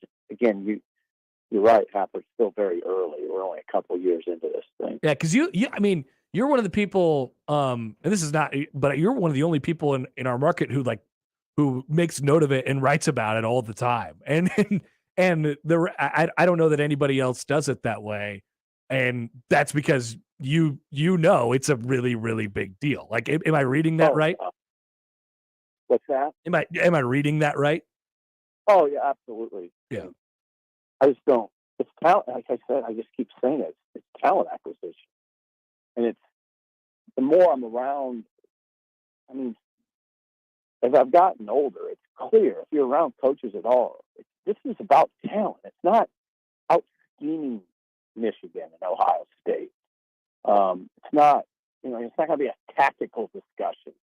You're not going to win because your coaches are smarter, because you got better schemes and you got a better game plan. Yeah, that can be a factor, obviously, but at the end of the day, this is about talent. I mean, and you can't get the talent you need in this world, in this setup, in this climate, without a thriving NIL operation. How do you think Matt Rule has evolved on that over the last 3 or so months? I mean, he didn't know much, if any, about it when he got here, and now it seems that he's come to understand the importance of having a collective that is operating smoothly and stuff like that. He's been a part of some things, like, it feels like that situation over 3 months now has really evolved. Yeah, well, he's adaptable. You'd agree with that, Happer. I mean, you absolutely read everything.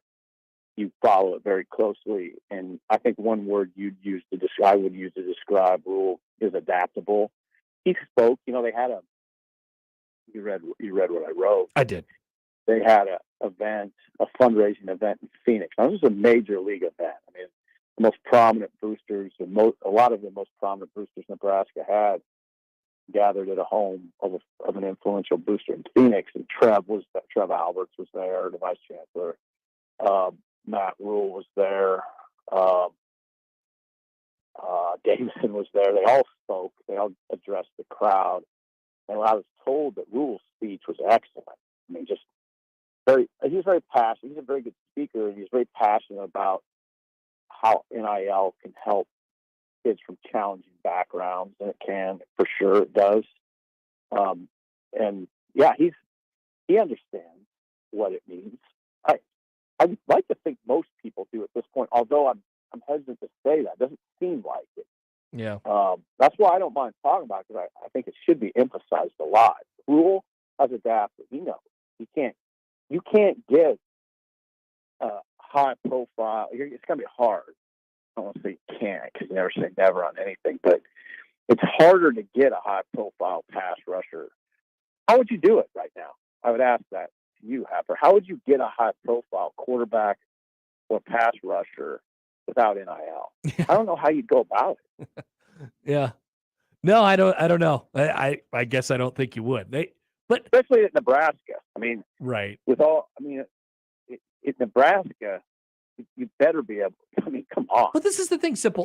Like everybody has it. Not everybody has as tight of an operation as Nebraska does, and that's probably a key here. But everybody's got the opportunity, no doubt. And fan bases have the opportunity. And I like at first I think people thought this is going to be such an advantage for Nebraska specifically, but I don't know that that's actually the case. I just think you have to sort of do it to keep up with the Joneses too. It's hard. Now that's another part of the discussion that's difficult, is who really has a good handle on what the operation is like at, say, a Boston College or at Texas Tech, or I don't know. I mean, I think the conversation can be very random. I wouldn't say it's random in the SEC.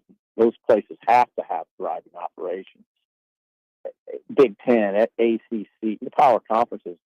I don't think you find too many schools that don't have a pretty well-organized, well-heeled structure in place. You could find some, though, Happer. Not everybody's on even ground on these things. Nebraska happens to, because of Jared Lambert, Nebraska got off the ground floor quick. I mean, they did have an advantage out of the gate, but I think a lot of teams closed the gap and will continue to close the gap as much as they can. Yeah. Sipple, great stuff. Appreciate it as always. We will talk to you later. Have a good weekend. All right. Thanks for calling, Hap. Of course. Steve Sipple from HuskerOnline.com. Thanks for calling. That was a good NIL conversation. Yeah, it's just so, and I think Sipple's right. Like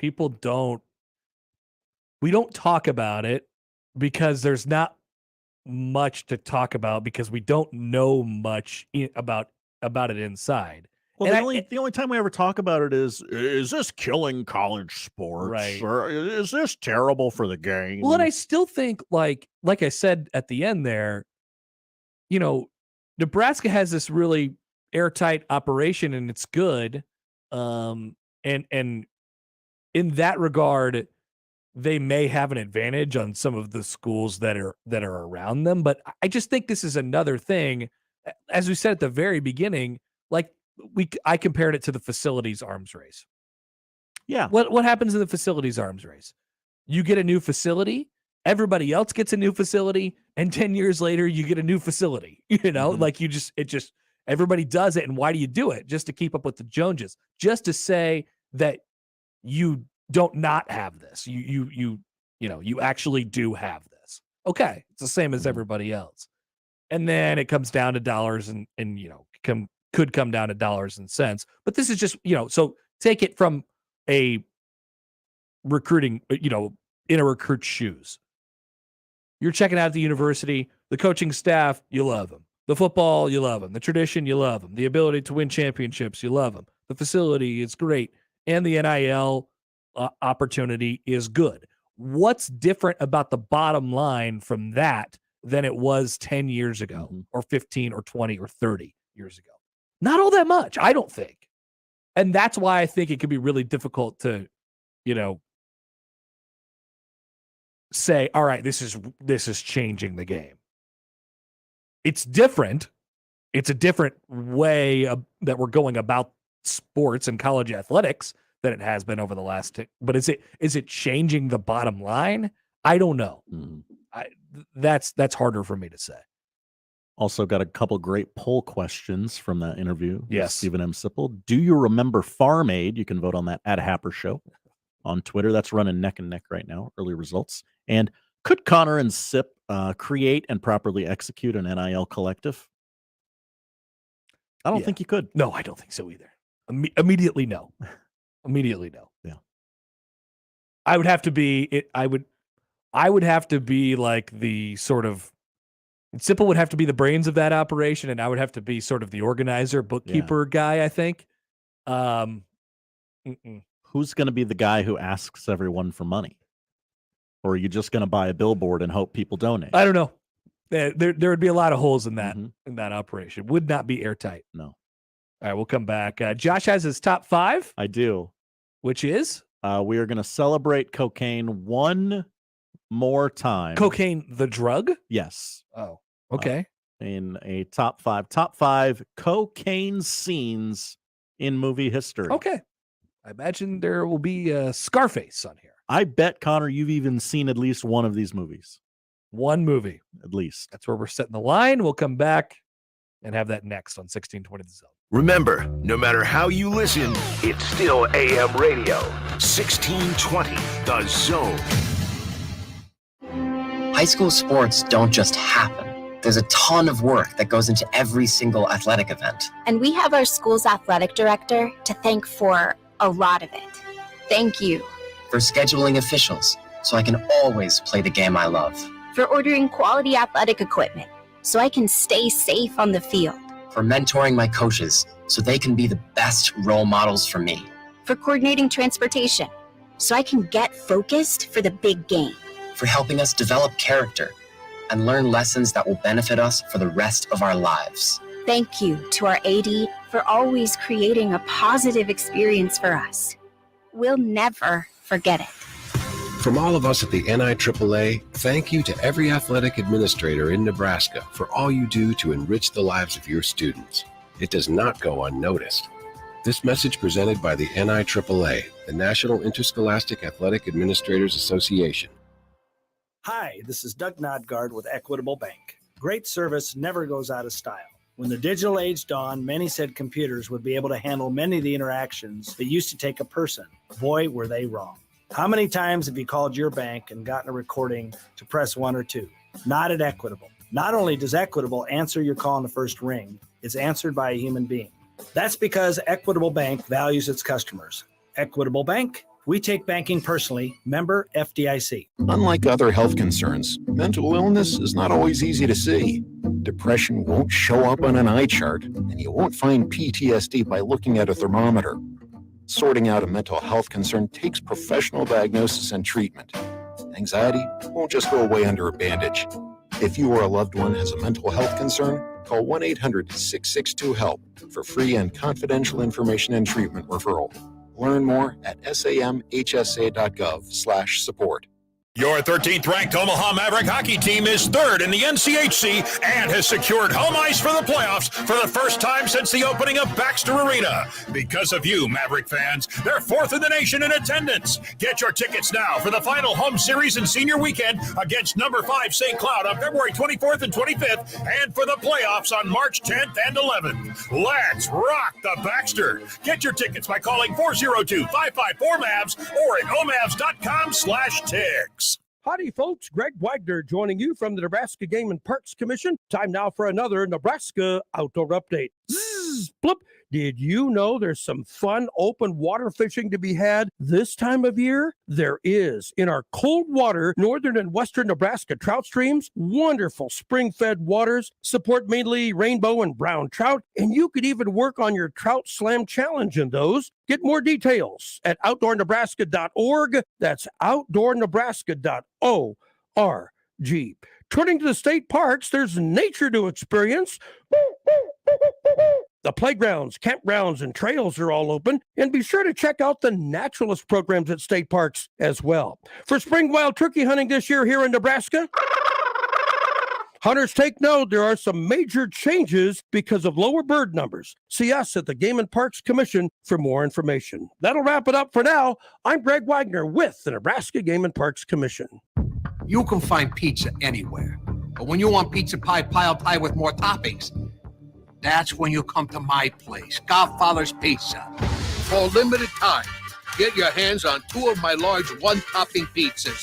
Pick pepperoni, beef, black olives. You choose. All this food for only $29. Feed your whole mob without breaking the bank. Hey, it's an offer you can't refuse. Godfather's Pizza.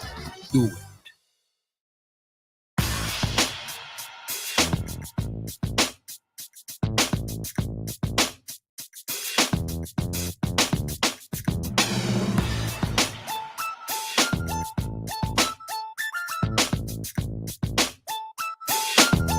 Matt emails in a parent question. Hi, Matt. Twins, if you will. Twin questions. They're not the same question. They're just related. The fraternal questions. On the Equitable Bank inbox. The first one was, what stops a low Division I school from taking over with NIL? I think it's great, but could Fordham or a school who have like Wall Street backers donate $50 million and be the best team in America? Yes, there's nothing stopping them from doing that, except for the fact that it's a bad investment.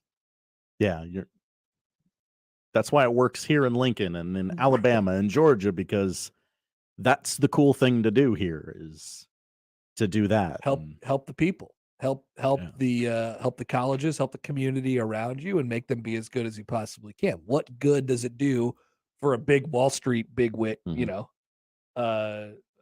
What's the character's name? Paul Allen in American Psycho. What good does it do for him to have Fordham be good at basketball? Not much. Not much social clout involved with that. He could stick to his gold-plated business cards and murdering people. That's social clout. And getting reservations at Dorsia. What an extensive knowledge of American Psycho. I love that movie. I watch it all the time. I'm not weird. Don't worry. I'm not weird. Just your excitement level for it. He calls up. Maybe you listen back to that and go, tone was wrong on that. He calls up the restaurant and he's like, they're like, Dorsia. He's like, yes, I need a reservation at 7:00. They're like, no, we've been booked for months. It's like, great, thank you. That's right. Awesome. See you tonight. I have to return some videotapes. Huey Lewis in the news. All right. Yeah. Great stuff. Kind of too weird there. Second question from Matt. Is there a limit on one person donating to NIL, i.e. Buffett putting $18.90 in his priority list? No, not at all. Not at all. So if Matt and Jared and co. wanted to go knock on Warren's door and ask for a few milli, they could do that. Hey, Uncle Warren. But once again, is it a good investment for them? For Warren, Mr. Best Investment of All Time guy. Maybe not so much. I don't know. Josh's top 5. Top 5 cocaine scenes in movie history in honor of the opening of Cocaine Bear There's weekend. Some cocaine scenes in American Psycho. Sure. Spoiler alert, American Psycho, not on the list. Sad. God, come on. Take forever. Number 5. I am going to set the official over-under. Well, I said 1 earlier, so let's set it at 1.5. I think you'll go over. Okay. Great. I believe you're going to go over here. Boogie Nights. I've seen Boogie Nights. Oh, then you're definitely going over. All right. Smart money is on the over, kids. I've seen Boogie Nights. All right. I've seen Boogie Nights multiple times. Wow. Well on their way to a downward spiral. Dirk Diggler and his friends contrive a plan to make some quick cash, disguising baking soda as cocaine and trying to fool a drug dealer. They arrive at Alfred Molina's lavish mansion. And there's a guy throwing fireworks in the background for no reason whatsoever. Things don't go well for Dirk. It does not go well. It does not end well. Jesse's Girl is playing in the background. Not in the background, in the foreground, very loud. Yeah. Boogie Nights. A lot of coke. Is this as good as it gets for Mark Wahlberg? Ooh, great question. It's that or The Fighter for me. Ted is also very good. Yeah. Very watchable. I mean, do you just say it's Ted? I mean, I know we both have a strong affinity for the other guys, Mhm. and I We would do. include that on a personal Mark Wahlberg Mount Rushmore. But I may be the only Where one. does a supporting role like The Departed It's a good one. come in? It's a good one. Like nobody's calling that a Mark Wahlberg movie. Everybody but thinks he's the rat. Is he the rat? Spoiler alert, maybe not. Mark Wahlberg. A lot of random movies. yeah, Random movies. absolutely. A lot of movies that you've forgotten exist. I've seen Boogie Nights. You have. So 1 for 1. Number 4. Sadly, I don't think we'll go 2 for 2 because I believe this was a film school movie we didn't get to. Goodfellas. Yeah, I haven't seen Goodfellas. Goodfellas from 1990. There's a lot of cocaine in this movie. That makes sense. One scene in particular, known as the Pittsburgh Connection scene, or the Gimme Shelter scene. Ah, nice. Pick one. Whatever one you want. Pick one. A young man grows up in the mob and works very hard to advance himself through the ranks. He enjoys his life of money and luxury, but he is oblivious to the horror that he causes. A drug addiction and few mistakes ultimately unravel his climb to the top. Based on the book Wise Guy by Nicholas Pileggi. Director Martin Scorsese. Great movie. Many people have said this to me before. Yes. I should see it. If It's a big hole for me. well, no, then that's okay. As I try to do, I try not to shame people who haven't seen Thank you, Josh. classic movies. That's not how to get them in the door, everybody. Gatekeeping is not the way to get someone in. That's really thoughtful. Thank you. With how much you liked The Godfather from our conversations, Goodfellas will be it's kind of a modern telling of The Godfather. Yeah, I'm all the way in. So, top 5 cocaine scenes, number 3. 3. Combination of 3 and 5. Number 3. Pulp Fiction. I've definitely seen Pulp Fiction. There you go. That's 2. The over is hit, ladies and gentlemen. 1994. Which one? The Mia Wallace in the bathroom. Oh, okay. Scene. Okay. Mainly because I think when she has her heart restarted, that's heroin, right? I don't know what that is. I'm not good I don't know with drugs. I don't know what they stab her with. No. So they hit her with the adrenaline to get her heart going They again. stab her a lot. Because she did heroin, right? I don't know. I think so. Yeah. Yeah. But she goes into that bathroom and says a word we can't say on the radio. Mm-hmm. I said GD. Mm-hmm. And then continues on with her date with John Travolta. There's a lot. Yeah, there's a lot with Travolta. Mm-hmm. Oh yeah, Travolta loved coke in this movie. Yes, it seems that way. No word on the real John Travolta. I assume he does not like coke.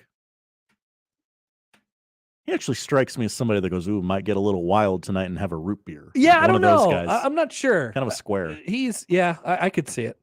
I could see that. That might be the Scientology. All right, I'm 2 for 3. Here we go. Here we go. Number Hey, 2. What happened? Here comes 2. Number 2. Number 2 is Scarface. I have not seen Scarface. That's okay. Scarface is there's a lot of cocaine in Scarface. It is at the same time a PSA for and against cocaine. I feel like there's enough. Like, I feel like I know enough about Scarface to just be fine with not seeing it. That's not wrong, actually. If you know the memes and the gifs from I know the Scarface- lines yeah. and the memes and the gifs. The gifs. That's probably enough versus sitting down for a 3-hour movie. This is 3 hours? Scarface is 3 hours, and it doesn't need to be. Yeah, no movie needs to be 3 hours. I would say if like you're curious, like I don't know if that's enough, Josh. Maybe YouTube the chainsaw scene. Okay. There's a lot of screaming, right? It's just a lot of Al Pacino yelling. Oh yeah, it's just Al Pacino chewing the scenery. Cool. Yes, you have another Quaalude? Yeah. She'll let me in the morning. I know enough. Yeah. The mountain of coke scene. The mountain of coke is what we're for talking sure. about Yeah. here. We're going to war. Face in. Yeah. The Nick Grimm, as we call it around these parts. Don't ask questions as to why. That leads us to the greatest scene involving cocaine in movie history. Important correction before we get to that. So, number one. Number 1. JoYo402 on the YouTube stream. That's JoYo402. Hi, JoYo402. Actually, Mia did the sniff back at her place when Travolta was in the bathroom. She found it in his pocket. Jeez. Important correction. Thank you, JoYo. Thank you. Keeping someone, you got to keep because it's not me. On track. It's not me. Unless it's American Psycho, then I remember everything. Number 1 is The Wolf of Wall Street. I have definitely seen The Wolf of Wall Street. I knew you had seen that one. I knew you had seen Pulp Fiction. So 3 out of 5. That's great. That's a great percentage. I can't explain to you how your number was 1 then. Seems like a weird choice if you knew that I had already seen 2 of them. Kind of talked without thinking. A lot of coke in this movie too. More Quaaludes though. Yeah, a lot of Quaaludes. There is some coke. There's coke in the opening scene. A lot of places. Coke is being done places for sure. There's that big scene where him and Jonah Hill are trying to walk to the car. Oh yeah. It's that's not a cocaine scene though. No, that's not. But that's just a drug scene. Yeah, it's just it's more entertaining than the other ones. They thought that they had driven home successfully when it turns out they definitely did not. The Wolf of Wall Street, not the best movie on this list, but it is the most entertaining. I don't know, man. This is a good movie. It is. I'm not telling you that it's better than Pulp Fiction, but this is a really good movie. I wouldn't be offended if somebody like put this in their top 10 or something like that. That 3 hours breezed by. I agree. Yeah, that was a good 3 hours. There are 3 hour long movies on this. We only see Matthew McConaughey for like 10 seconds. Yeah. Yeah. Very memorable line. Yeah. Thank you, Josh. Thank you, Connor. That is the top 5. Josh is obsessed with cocaine, and he wants to tell people about it. It's just promoting Cocaine Bear and the fine folks at ACX Cinemas 12+. We did a great job of hosting last night and just generally having a good place to go and hang out. We'll come back 1 o'clock hour. Still plenty to get through before we head out of here on a Friday on 1620 The Zone. Live from the Host Coffee Studio, this is 1620 The Zone. Email us on the Equitable Bank inbox with whatever is on your mind. Zone Inbox is brought to you by Equitable Bank. We take banking personally. You can get me, Gary, at 1620thezone.com. We want to hear from you on the Equitable Bank Zone Inbox. Guys, let's face it, there is a time when you just need to get out of the house, to have your own place, to be with the guys, or just a quiet, relaxing place for yourself. Well, Hearth Cigars and Pipes Lounge hears you loud and clear. Settle in. Escape to Hearth Cigars and Pipes Lounge for an incredible selection, plus premium cocktails, a knowledgeable, friendly staff, state-of-the-art humidor, and incredible lounge.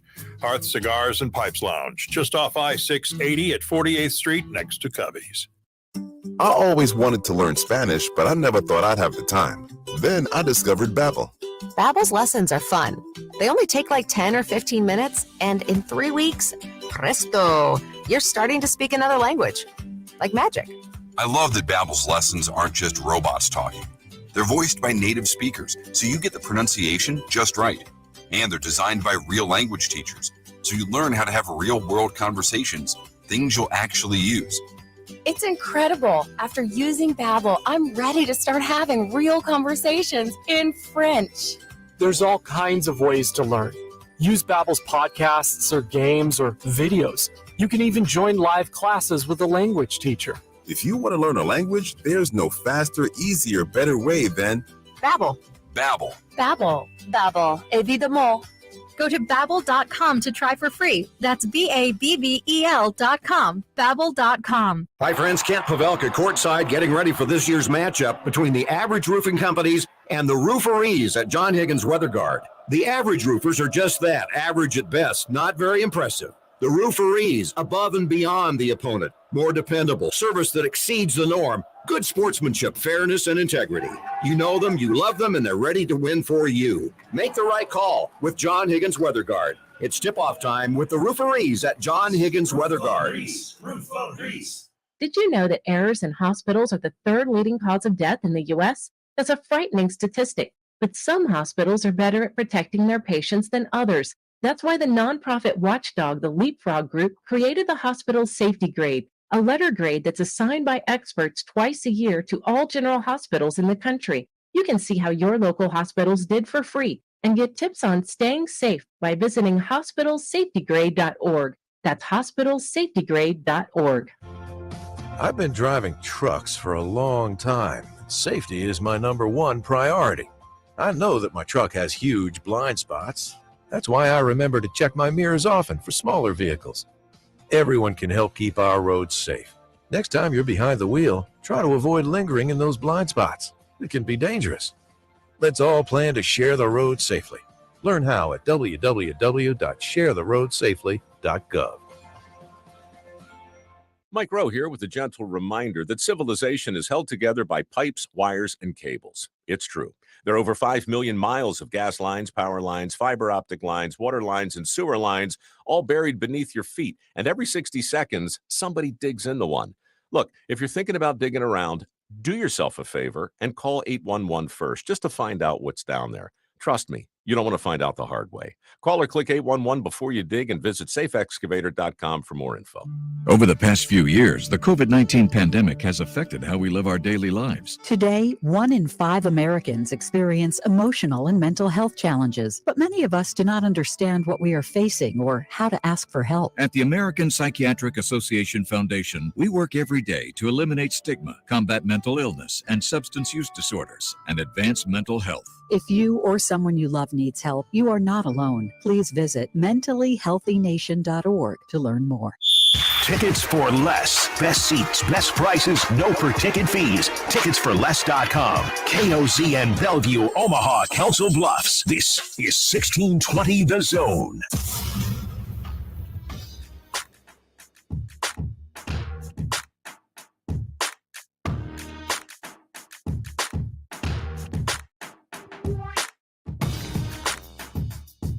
College basketball programs who will be firing coaches this offseason. Are you interested in Rick Pitino as your new head coach? There's a lot of ADs buying the Tums, just stocking up, going, I know I got to fire this guy. And I know everyone's going to clamor for me to hire Rick Pitino. Do I want that smoke? So there will be 2 really interesting names on the coaching cycle this offseason. And those will be Rick Pitino and Chris Beard. I imagine that both will be at high major schools next year. I think so. That seems to be the writing on the wall. So there was a story written by Matt Norlander, CBS Sports, earlier this week that I actually wanted to get to yesterday, but we had to hold it off till today because we ran out of time.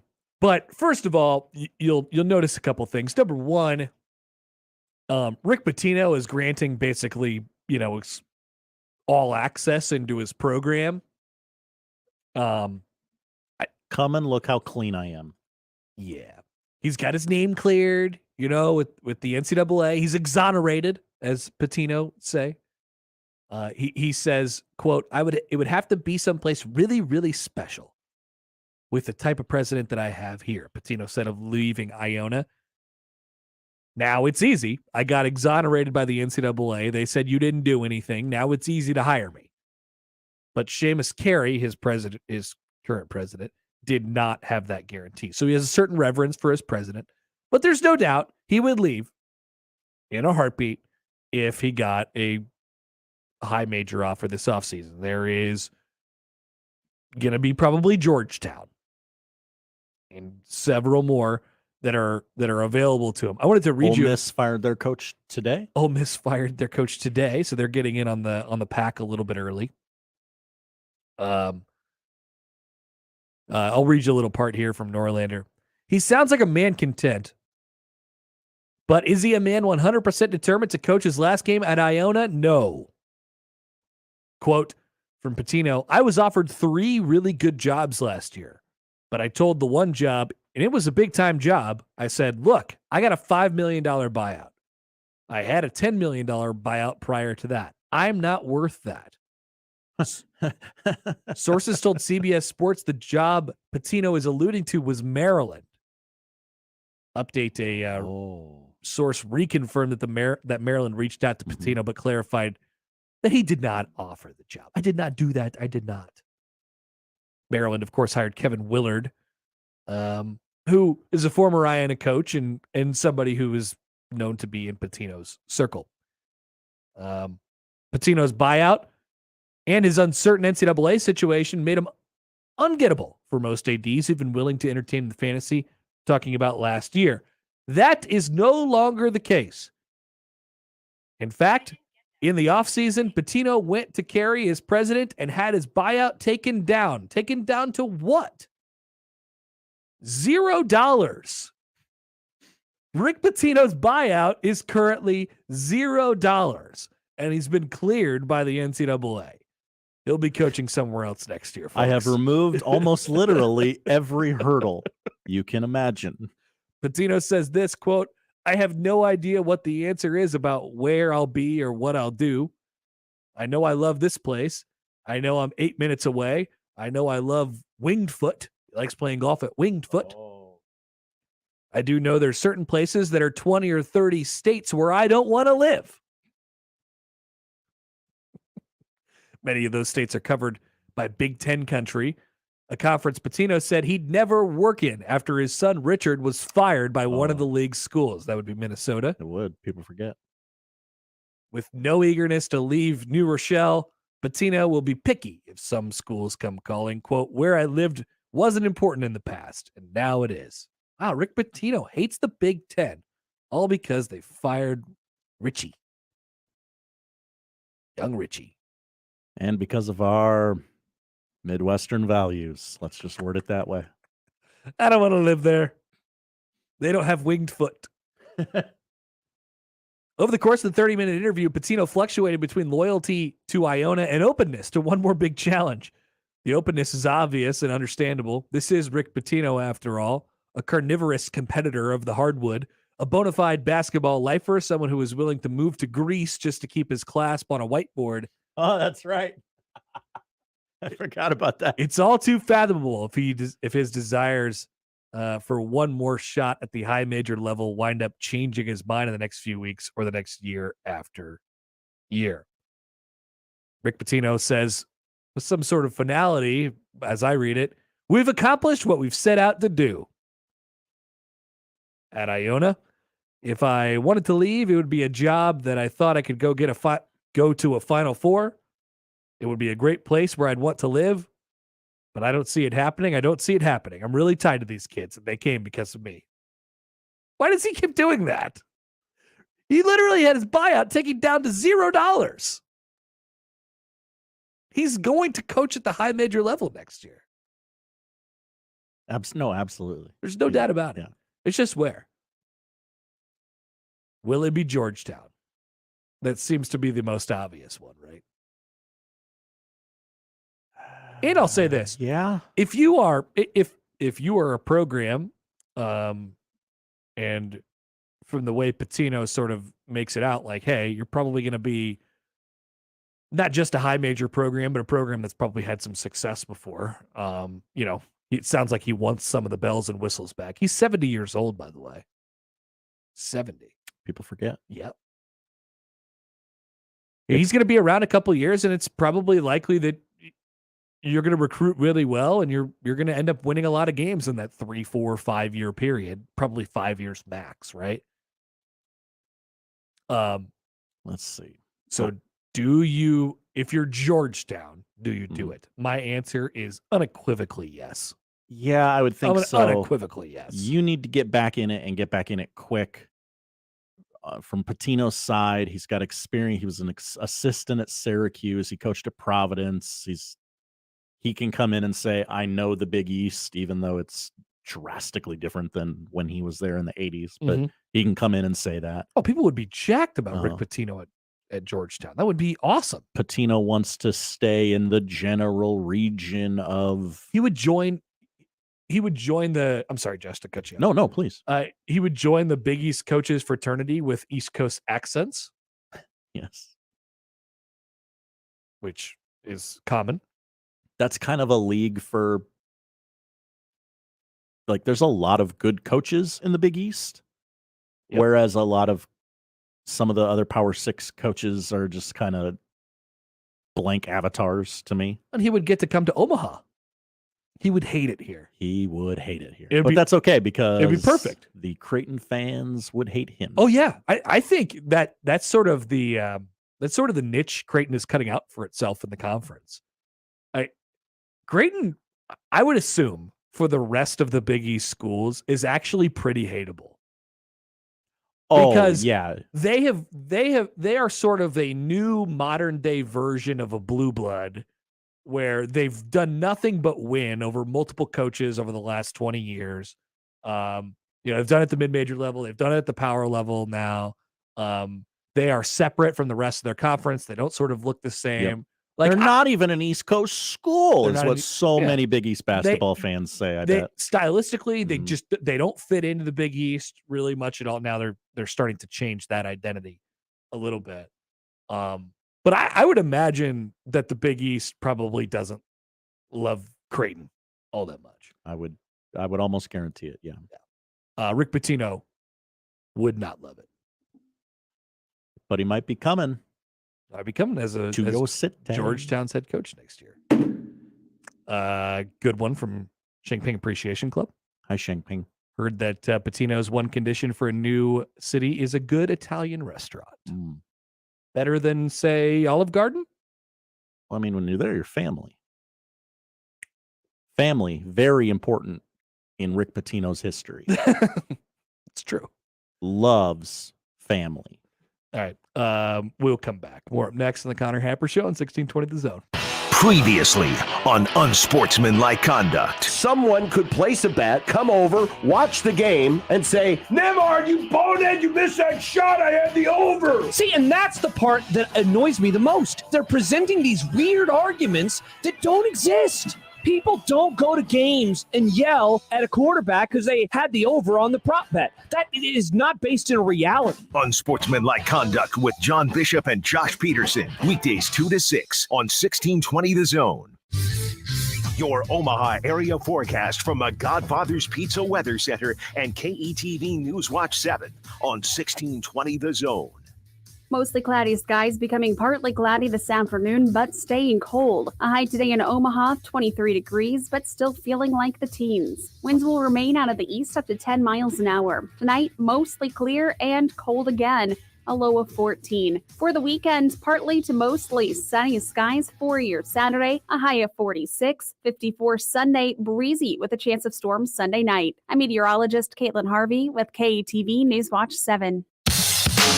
Do you know a high school senior who'd like a $12,000 college scholarship? Well, be sure to tell them that the Salvation Army is now seeking nominations for the DJ's Hero Award scholarships. We're looking for Nebraska high school seniors who have overcome adversity and who are doing the most good in their communities. The application deadline is March 8th. Nominate your hero today. Just go to djsheroapp.org for more information. That's djsheroapp.org. djsheroapp.org. Lanahaw Nurseries has been your dependable full-service source for locally grown trees, plants, and landscape materials. Rooted in tradition, our products and services are consistently ranked best of Omaha in quality and value. From design to install, our experts are here to help bring your landscape vision to life. Start your next project this weekend. Visit us at 192nd and Center. Lanahaw Nurseries, your homegrown headquarters since 1974. Your neighborhood is more than blocks of buildings. It's the people who live there that make it special. At Union Bank and Trust, we're not just creating home loans, we're making neighbors. We're not just small business lenders, we're small business shoppers. We don't just live in your community, we help you build it. Because our people are your people. Visit ubt.com/neighbor to learn more. Union Bank and Trust, member FDIC. I always wanted to learn Spanish, but I never thought I'd have the time. Then I discovered Babbel. Babbel's lessons are fun. They only take like 10 or 15 minutes, and in 3 weeks, presto, you're starting to speak another language. Like magic. I love that Babbel's lessons aren't just robots talking. They're voiced by native speakers, so you get the pronunciation just right.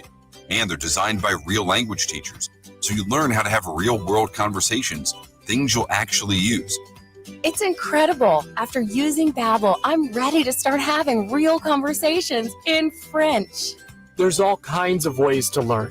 Use Babbel's podcasts or games or videos. You can even join live classes with a language teacher.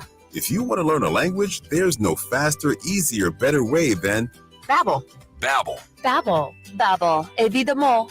Go to Babbel.com to try for free. That's BABBEL.com. Babbel.com. Hey, everybody, it's Michael Super for Rotella's Italian Bakery Bread. It's that time of year again. You know what time it is? Sandwiches. 100 days of the year, you'll want to eat sandwiches. In my opinion, it's the best meal out there. It all starts with Rotella's Italian Bread. That's where it starts. Go to 108th and Harrison, check out their location there, get the smells for free, buy the bread, or go to your local grocery store. It's over 100 great years serving the community and high-quality products. Get your 100 days of sandwiches in, starting at Rotella's. Rotella's Italian Bread, over 100 years of tradition.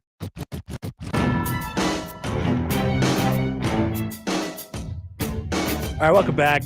Connor Happer, Josh Hodson with you in the Connor Happer Show on 1620 The Zone, 1620thezone.com. Once again, if you missed it, University of Nebraska volleyball announced that they'll be playing a volleyball match inside Memorial Stadium that'll take place between Nebraska and UNO, the Mavs, on August 30th.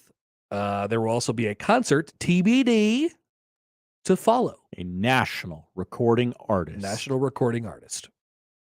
There will also be a Wayne State UNK match earlier in the afternoon if you would like to sweat some more. It's going to be hot. I loved the several tweets from people who cover these type of things. The average temperature on August 30th is 85 degrees. Now, it doesn't seem like that bad of a deal right now because it's cold as hell. But trust me, we'll all be complaining about the heat. Yeah. Chuck asked when we were during the break. Hi, Chuck. How old is that picture of Happer? He had hair then. Put it back up, Josh. What was that picture of me that you... Yeah, right there. That picture was taken of me probably in the neighborhood of, let's see, 2016. Oh, wow. You look great. Thank you. And do. yes, I did have hair. At that point, I thought my hair was thinning, and I had no idea what the next 6 years would hold. Okay, so the man in that picture there is worried. Because he doesn't look worried. The man in that picture is concerned about his future. He didn't have the beard yet, really flowing at a high rate. Yeah, the beard's better now. But he did have some hair to deal with, which is good. Thank you for asking, Chuck. Yes, I'm well aware. I have to confront that truth every time I go get a haircut. Which you did yesterday. As I did yesterday. Yeah. Congratulations. We got an email from Bob. Hi, Bob. Hey, Bob. He says, holy smokes. This is from the Equitable Bank inbox. That was a fast turnaround. You guys went from laughing at my idea of saying Chris Beard is a great opportunity for Nebraska and that he's a very hireable coach to now looking at where he will land next season. Whiplash. Now, hold on. I want to read the rest, but hold on. Some things have changed. There are, number one, that's huge. Some things have changed as far as his legal standing. Number two, I'm not saying that I would hire Chris Beard. Doesn't make him a good person. No, I'm not saying that I would hire Chris Beard. I'm saying somebody's going to hire Chris Beard. That is more of a commentary on the market for coaches rather than is a commentary on quality of human being. Second from Robert. Also, if Pitino is to land in the Big East, I could think of two coaches who would not like that move. Coach McDermott and Ed Cooley. Respect to Ed Cooley. Those guys have their hands full with Shaka Smart and Sean Miller. Adding another high-quality coach will only further highlight their coaching deficiencies. Whoa. McDermott and Cooley would prefer more new hires like Shaheen Holloway and Kyle, I love this, Kyle Pluto in the conference. I like the idea we could just interchange his name with a different planet every time we talk about Kyle Neptune. That's actually a great bit. It for is Bob. a great bit. Kyle Pluto. I got Kyle Mercury on the other side. And it's pretty good. I don't know. I mean, don't you think Mac has sort of made his case as one of the, at least a top tier coach in the Big East by this point? And from Mac's perspective, Mac thinks he can coach with anyone. And Cooley, like both of those guys. I mean, the marks of good coaches are teams that exceed expectations every year. Creighton simply does that. Maybe with the small exception of this year so far. That's only in record. We don't know how it's going to turn out. As far as the end of it is concerned, they exceed expectations every year. Every year, people write off Providence after they lose their guy. Oh yeah. Guess what? They win 20 games. How could Providence possibly do this again? Yeah. Providence got lucky in every single win last year, and they cruised their way to whatever. I think they were a 2 seed in the NCAA tournament. There's no way they could do it again. They had all seniors. They were all old. Here they are, in contention for a Big East title, and they're going to be back in the NCAA tournament. Yeah. Mac and Creighton do the same thing every year. They have the most. I mean, Mac has the most wins, or the second most wins, or I guess Creighton has the second most wins of anybody in the conference since the Big East changed in 2013-14. Like that's through a lot of different players by this point. That's not a small sample size. That's not just, oh, well, Doug McDermott won 35 games that year. No, they've had some down years in there, but they're few and far between. And even in the down years, they're better than anticipated. That's the mark of a good coach. So I don't know. I think the Big East has a ton of respect for Greg McDermott. What's this? Oh God. Quotes are beginning to come out from Trev's press conference about the volleyball game. We asked earlier whose idea this was. Yeah. And whether it's actually John Cook's idea or not, Trev Alberts has said, quote, it's John Cook's idea. John's a crazy guy. He's a wild and crazy guy. Sam McEwen says, Nebraska AD Trev Alberts says John Cook was, quote, a little bit hesitant on playing a volleyball match at Memorial Stadium. But, however, quote, the attendance record in volleyball belongs in the state of Nebraska. Yeah. John Cook has been very hesitant about playing anywhere else that's not the Devaney Center. Yeah. Unless it's a road game, say in Omaha. Like they're very careful about that because they're protective of their home crowd. And like, think about it. You owe it to your fans to say, you guys are here every single game, not just for the one game a year where everybody wants to go to it. We have to sort of, we have to placate to you a little bit. Hey, Creighton women, how come when you play UConn, you never do it at CHI? Because then you'll come and just to see UConn. Exactly. And play it in your home building. Play it in your gym. I think Creighton would probably prefer to play Nebraska in volleyball in their home building. Yeah. But they have to placate to those people a little bit. And I think Cook is very protective of that. At the same time, I think it probably grinds at everybody over there a little bit that Wisconsin has the attendance record. So absolutely, that's where this comes from. Each participating school is going to receive $50,000. Hey, Albert says if it rains, they'll just move over to the Devaney Center. Oh, okay. That's good to know we have contingencies. I hope that would be so bad if it rained. It would. It would be horrible. What if it's just a miserable weather day? That would suck. Oh, you left this out. This is definitely very real. What? Trev Alberts said one of the big reasons to host this event was to celebrate the progress of Title IX. Oh, of course. It's absolutely what this is about. Mm-hmm. There are definitely a lot of added benefits of putting together a great women's event like this. It's true.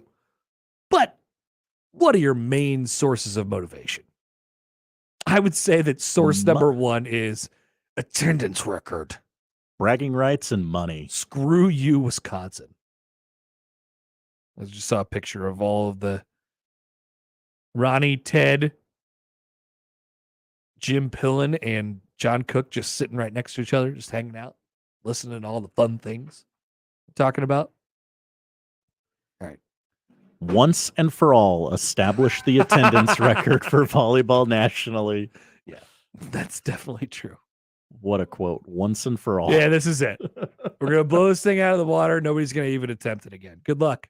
Go ahead. Let's talk basketball. Hoops, our local teams for this weekend. Creighton Villanova tomorrow, 11 a.m., Wells Fargo Center. The big one, the Sixers house. And I've heard this is a place that is notorious as a good shooting venue. Okay. They like the sight lines here. Sight lines are good. They like the sight lines here. Like that. They like the sight lines at MSG. Okay. I don't know what it is about it. Maybe it's just how it's, cavernous and what. I'm not sure. That's interesting. What makes it different, but Sixers scored 110 points in that building last night. Apparently people remark about how they like playing here. Joel Embiid blocked John Morant off the face of the earth yesterday. Let me see this. We don't have a line for this game tomorrow yet. I can check KenPom real quick and see what we have lined up for that. I could see almost anything happening. Whatever you tell me is going to happen in this game, I would believe you. Why don't you take a guess based on the KenPom line? It's usually pretty close. Villanova -1. How about Creighton -4?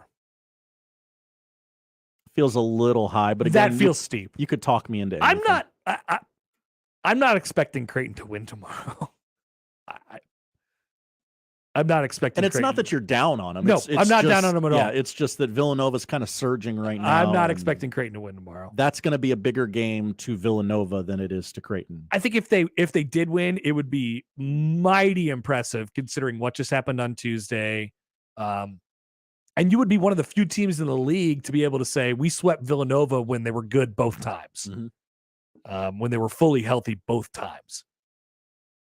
And that would be, a really cool thing to say because not many people are going to have that on their resume. They're gonna beat some teams and they're gonna be a pain in the butt, especially in Madison Square Garden. So, are they a bid stealer? Yeah, I would watch out for them. That's for sure. They're really good. They look like old Villanova right now. I don't know what the future is for Kyle Saturn. Kyle Uranus. I don't know what the future looks like for him. Like, I don't know. We still don't know how good of a coach he is. But right now, he has like 4 players who played the Final Four last year, along with one of the most talented freshmen in the country. Like, they had some bad injury luck this year, and that's a good team that once healthy, and now they are. So we'll see what it looks like in the future years for them. But right now, they still have that Jay Wright Villanova feel to them because they're just really, really talented. I'm not expecting Creighton to win. I think, Tuesday, that's the kind of game that if you let it, it can beat you twice. The way it ended, the physical nature of it, now going back on the road to get a team that's hungry, that's the kind of game to get you twice. That could get you twice. I would be really impressed if Creighton is to win tomorrow. Now, in their final 2 games, it's it's DePaul and Georgetown. So you're going to be okay, all things considered. You'd think so. You're going to MSG with either 20 or 21 wins, which is very good. Hopefully it doesn't line up where you have to play Villanova on your side of the bracket, but that's the thing you worry about when you get there. They're going to go to the NCAA tournament, whatever their seed is. I won't really. That's the thing about this too for Creighton. When we look ahead to seeding and stuff like that, like Max mentioned it on Tuesday night. He's like, yeah, we're playing for seeding, whether it's at MSG or in the NCAA tournament, and like that idea certainly matters. But I think I'm at the point with this team where I would feel good about their chances if they're a 5. I would feel good about their chances if they're a 7. You really just want to avoid the 8-9. Yeah, so you're not playing a 1 in the opening weekend. right. But even then, like I wouldn't count them out. Yeah, there'll be segments on SportsCenter. Which team is better than their seed? And Creighton will be one of the teams they pick. Or which one seed has a chance to go down in the first weekend? Yeah, if Creighton's matched up with one. So obviously you don't want that, and that's why you want to win as many games as you possibly can. But I just think the book, outside of the tournament piece, is written on this thing, and that largely depends on matchups. So tomorrow morning, Villanova, Ravi's got your pregame 9:00 in the morning. Breakfast with Ravi. Wake up with Ravi. Be a great idea for a morning show. Wake up with Ravi. Also, I wanted to mention the Arthur Kaluma conversation as well with them. We talked about it with Shireman earlier. The highs are, can be so fantastically high that you just deal with the lows. I don't know that same thing exists for Art Kaluma. And clearly it didn't in the second half of the Marquette game. So I would watch out for that. I mean, Kaluma's the first guy that comes out of the starting five. You get Farabello in there, or you get Mason Miller in there. It's been Mason over the last couple games. So in order for Creighton to really reach its peak, Kaluma's going to have to be good. He's going to have to find what he found sort of in that middle portion of when Creighton was winning all those games. It hasn't been there over the last couple. So that's my curiosity with Kaluma at the moment. And then there's Nebraska, who I don't think I'm at the point where Nebraska is so much better than Minnesota, where you just roll out the ball and win because you're just better than them. I just don't think you're there. But they do have one thing going for them, and here it is. Well, they have a lot of things going for them. Tominaga's shooting really well. They're playing good basketball right now. But on the matchup side, it's the fact that Minnesota is playing their fourth game in their fourth different city in the last 7 days. That's a lot for a team that has had a very long, brutal season. Hasn't been fun for them. So maybe you'll get a bit of a wounded Gophers team on Saturday. Hopefully they just roll right over. And then you could look ahead for Tuesday, where Nebraska will host Michigan State on senior night, and fun will be had for all. I agree with that. But if you are Nebraska, don't assume anything. No assumptions. Nebraska, according to KenPom, is in the neighborhood of an 11-point favorite tomorrow. 11. I like that. Take Nebraska minus 11. I don't know if I don't think I would. I don't think I would. That's not to say they're not playing good basketball, but I don't think I would do that. Texter says this, unnamed texter. Hi, unnamed. Connor contradicting himself, saying Creighton can beat anyone in the country this morning. Afternoon hits, I don't think Creighton is going to win this weekend. We understand the difference, right?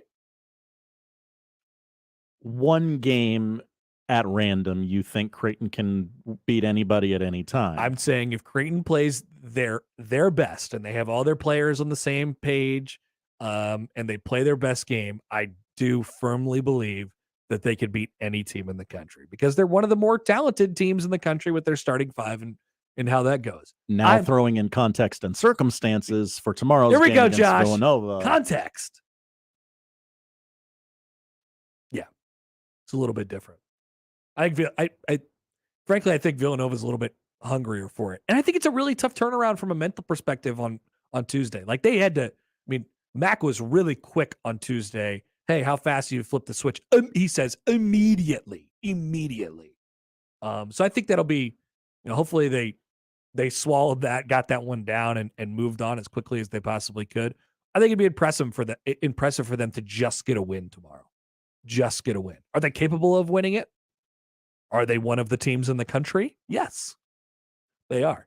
I just don't know that I would expect it, even though they're. It looks like they're going to be slight favorites in the game. Who knows? They're 2-1 at Wells Fargo, including the Rogge game. People forget about the Rogge game, Josh. They do. We did this earlier. Do we want to remember the Rogge game? I think we do. Yeah, we absolutely do. Yeah. It was a big piece of Rob's notes this week.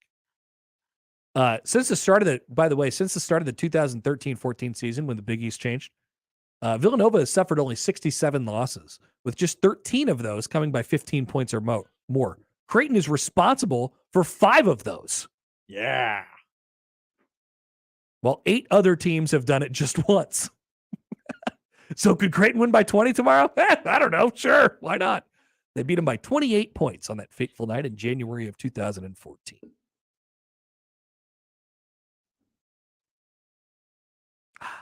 Never forget. Bowl questions. Tell you what to watch as we round things out on a Friday next on 1620 The Zone. The best way to catch all the action is on 1620 The Zone. And no line for the bathroom.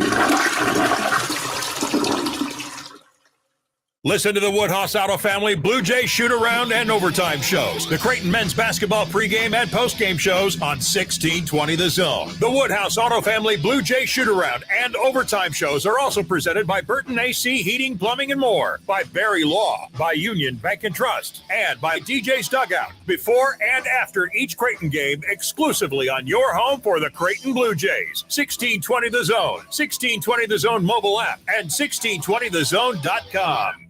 Peerless Energy Systems is Nebraska and Iowa's locally owned and operated authorized Solaire air compressor distributor. Peerless Energy provides products and solutions for compressed air systems, helping companies in manufacturing, food processing, transportation, auto body repair, car dealers, and more drive industry efficiency through service, support, and relationships. Let Peerless Energy Systems help you increase efficiency with your compressed air system today. PeerlessEnergy.com. No matter how dark it gets, there's always a sunrise, a warm bed, a warm meal, and hope. Sienna Francis House serves hope to those experiencing homelessness and addiction. Every day, we provide more than 1,000 meals and serve nearly 500 guests in our emergency shelter, Miracles Recovery Program, and supportive housing apartments, and help our guests navigate a path to permanent housing. Learn more at siennafrancis.org. Give your business a whole host of options with Host Coffee. The most impressive selection of office coffee, water options, healthy food options, and vending technologies. Host Coffee, serving you since '72. Be a part of the Host Coffee team today. If you'd like to work for a trusted and loyal family-owned company that understands the needs of working families, Host Coffee has your opportunity. Apply at hostcoffee.net. Morning, Mama. How you feeling? Great, and I'm ready for you today. I'm checking in on you. Morning meditation? Check. Dressed and ready to work out? Check. Check your blood pressure yet? And check. Boom! Great job, Mom. And about those gold earrings? No, ma'am. Now more than ever, it's important that we protect our hearts and the hearts of those we love. Monitor your blood pressure daily and help each other stay motivated. Rally your squad to take the online pledge at releasethepressure.org. Brought to you by the Release the Pressure Coalition and the Ad Council. Smart homeowners know that proper maintenance of their home's AC can save a bundle in the long run. Trust our comfort specialists at 1 Hour Heating and Air Conditioning to keep your AC running strong. A proactive tune-up can actually help your AC run more efficiently and save you money on your electric bill. Just call 402-788-1234 to schedule your preseason tune-up for just $79. Always on time, or you don't pay time. Independently owned and operated, licensed in their respective state or county.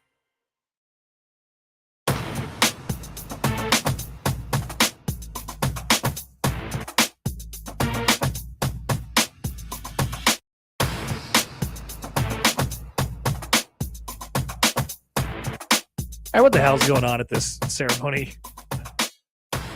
Just saw a picture of John Cook and Jim Pillen wearing cowboy hats. Oh, yeah. Jim Pillen's got one of those laying around. Jim Pillen just gave John Cook a cowboy hat.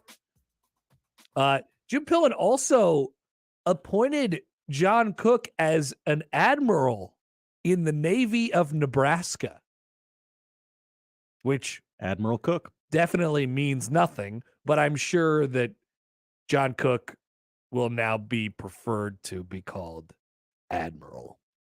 Get it right, people. Cook gives Ted Carter, a retired U.S. Navy Vice Admiral and Naval Flight Officer, a salute. So is John Cook now higher ranked than Ted Carter? Oh, great question. Wow. A lot going on. That is a weird press conference.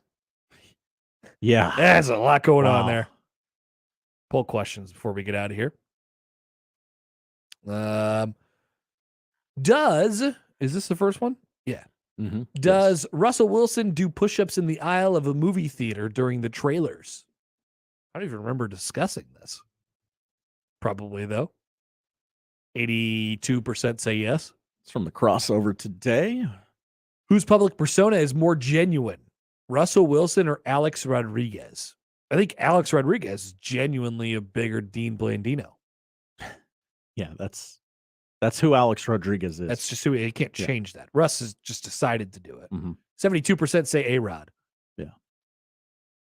Are we all humbled during the tournament? Oh, yeah. Definitely. Like picking the tournament? Is that what we were talking about? I believe so, Yeah, yes. definitely. 55% say yes. Per Josh, should 1620 The Zone TV put in a bid to be the Pac-12 media rights carrier? Stuart Mandel, amend that poll question. Stuart Mandel reporting that the Ion carrying Pac-12 games that's not a thing. That's not real. Okay. So there's some. So there's question. even one less bidder for Pac-12 rights than we Yes. thought. Yes. Gotcha. Yes is my answer. We should make a bid. 77% agree. And we will. We can stream it on Twitch. Mm-hmm. Is being amazed by twins one of the most American things you could do? One of our best poll questions. I think Connor. so too. Yes. 62% say yes. Okay. Do you remember Farm Aid? I don't. 59% do. And finally, could myself and Sipple create and properly execute an NIL collective? No, not a chance. No, I think this is going to be probably above 90% no. 71% no. What a vote of confidence for me and Sipple. A little bit. Maybe a business venture. Maybe they just think our chemistry and our friendship bond is too strong that it would just lead us to, it's so strong that it would drive us past what we don't have in the know-how category. Definitely. Which I agree with. Poll questions can be found at Happer Show. Josh, what are we watching today? There's a lot on this weekend. NBA doubleheader tonight on ESPN. Heat Bucks at 6:30. Thunder Suns at 9 o'clock. One game tomorrow night on ABC. Celtics at the Sixers. So busy day for the Wells Fargo. That's right. Arena. Well, busy 12 hours, I guess. Yeah. And then Sunday, a quadruple header of NBA games on ABC and ESPN. Suns, Bucks, Lakers, Mavs, Wolves, Warriors, and Clippers, Nuggets. Cap it off. College basketball tomorrow, 11 a.m. on Fox. Coverage beginning 9 a.m. right here on 1620 The Zone. Number 19, Creighton at Villanova. 2:30 tomorrow for Minnesota and Nebraska. That's on BTN. Mavericks travel to Denver, take on Denver. The Pioneers? The Pioneers. 3:30 tomorrow. That Gary has the call on 1180. Number 8, Texas at number 9, Baylor, 1 p.m. tomorrow on ESPN. Indiana, Purdue, 6:30 on Big Fox tomorrow. And a little nightcap on ESPN, 9 o'clock start between number 15, St. Mary, and number 12, Gonzaga. You got a hockey doubleheader tomorrow on ABC, Rangers, Caps, Penguins, Blues. 3 XFL games this weekend on FX, ESPN, and ESPN2. State swimming is on Nebraska Public Media this weekend. They do a great job with those broadcasts there. College baseball this weekend. Creighton at Coastal Carolina. All 3 games this weekend on ESPN Plus. Nebraska baseball at Southern Alabama. South Alabama, excuse me. It doesn't matter. Saturday and Sunday on ESPN Plus, not today's game. Boxing. Jake Paul fights 1 p.m. on Sunday. They'll do the ring walks at about 4 p.m. Undefeated, 6-0 is Jake Paul. He takes on 8-0 Tommy Fury. What? Live in Saudi Arabia for $50 on ESPN Plus. And non-sports things to watch this weekend. Peacock has Megan. It is a roboticist, becomes her niece's caretaker just as she puts the finishing touches on the titular AI form. It's a killer doll movie. Okay. And finally, Connor, Apple TV Plus, The Reluctant Traveler with Eugene Levy. It is a docu-series where the Schitt's Creek actor visits some of the world's most incredible hotels and explores the people and cultures around them. Are you in or out? I like incredible hotels. Okay. I'm in on the idea. Yeah. I'm okay with Eugene Levy too. There's a little something there, a little kernel. All right. Something there. Thank you, Josh. Thank you, Connor. That's what we're watching. That's the show. That's the week. If you missed anything, 1620thezone.com is where you can find it. Crossovers next. Live from the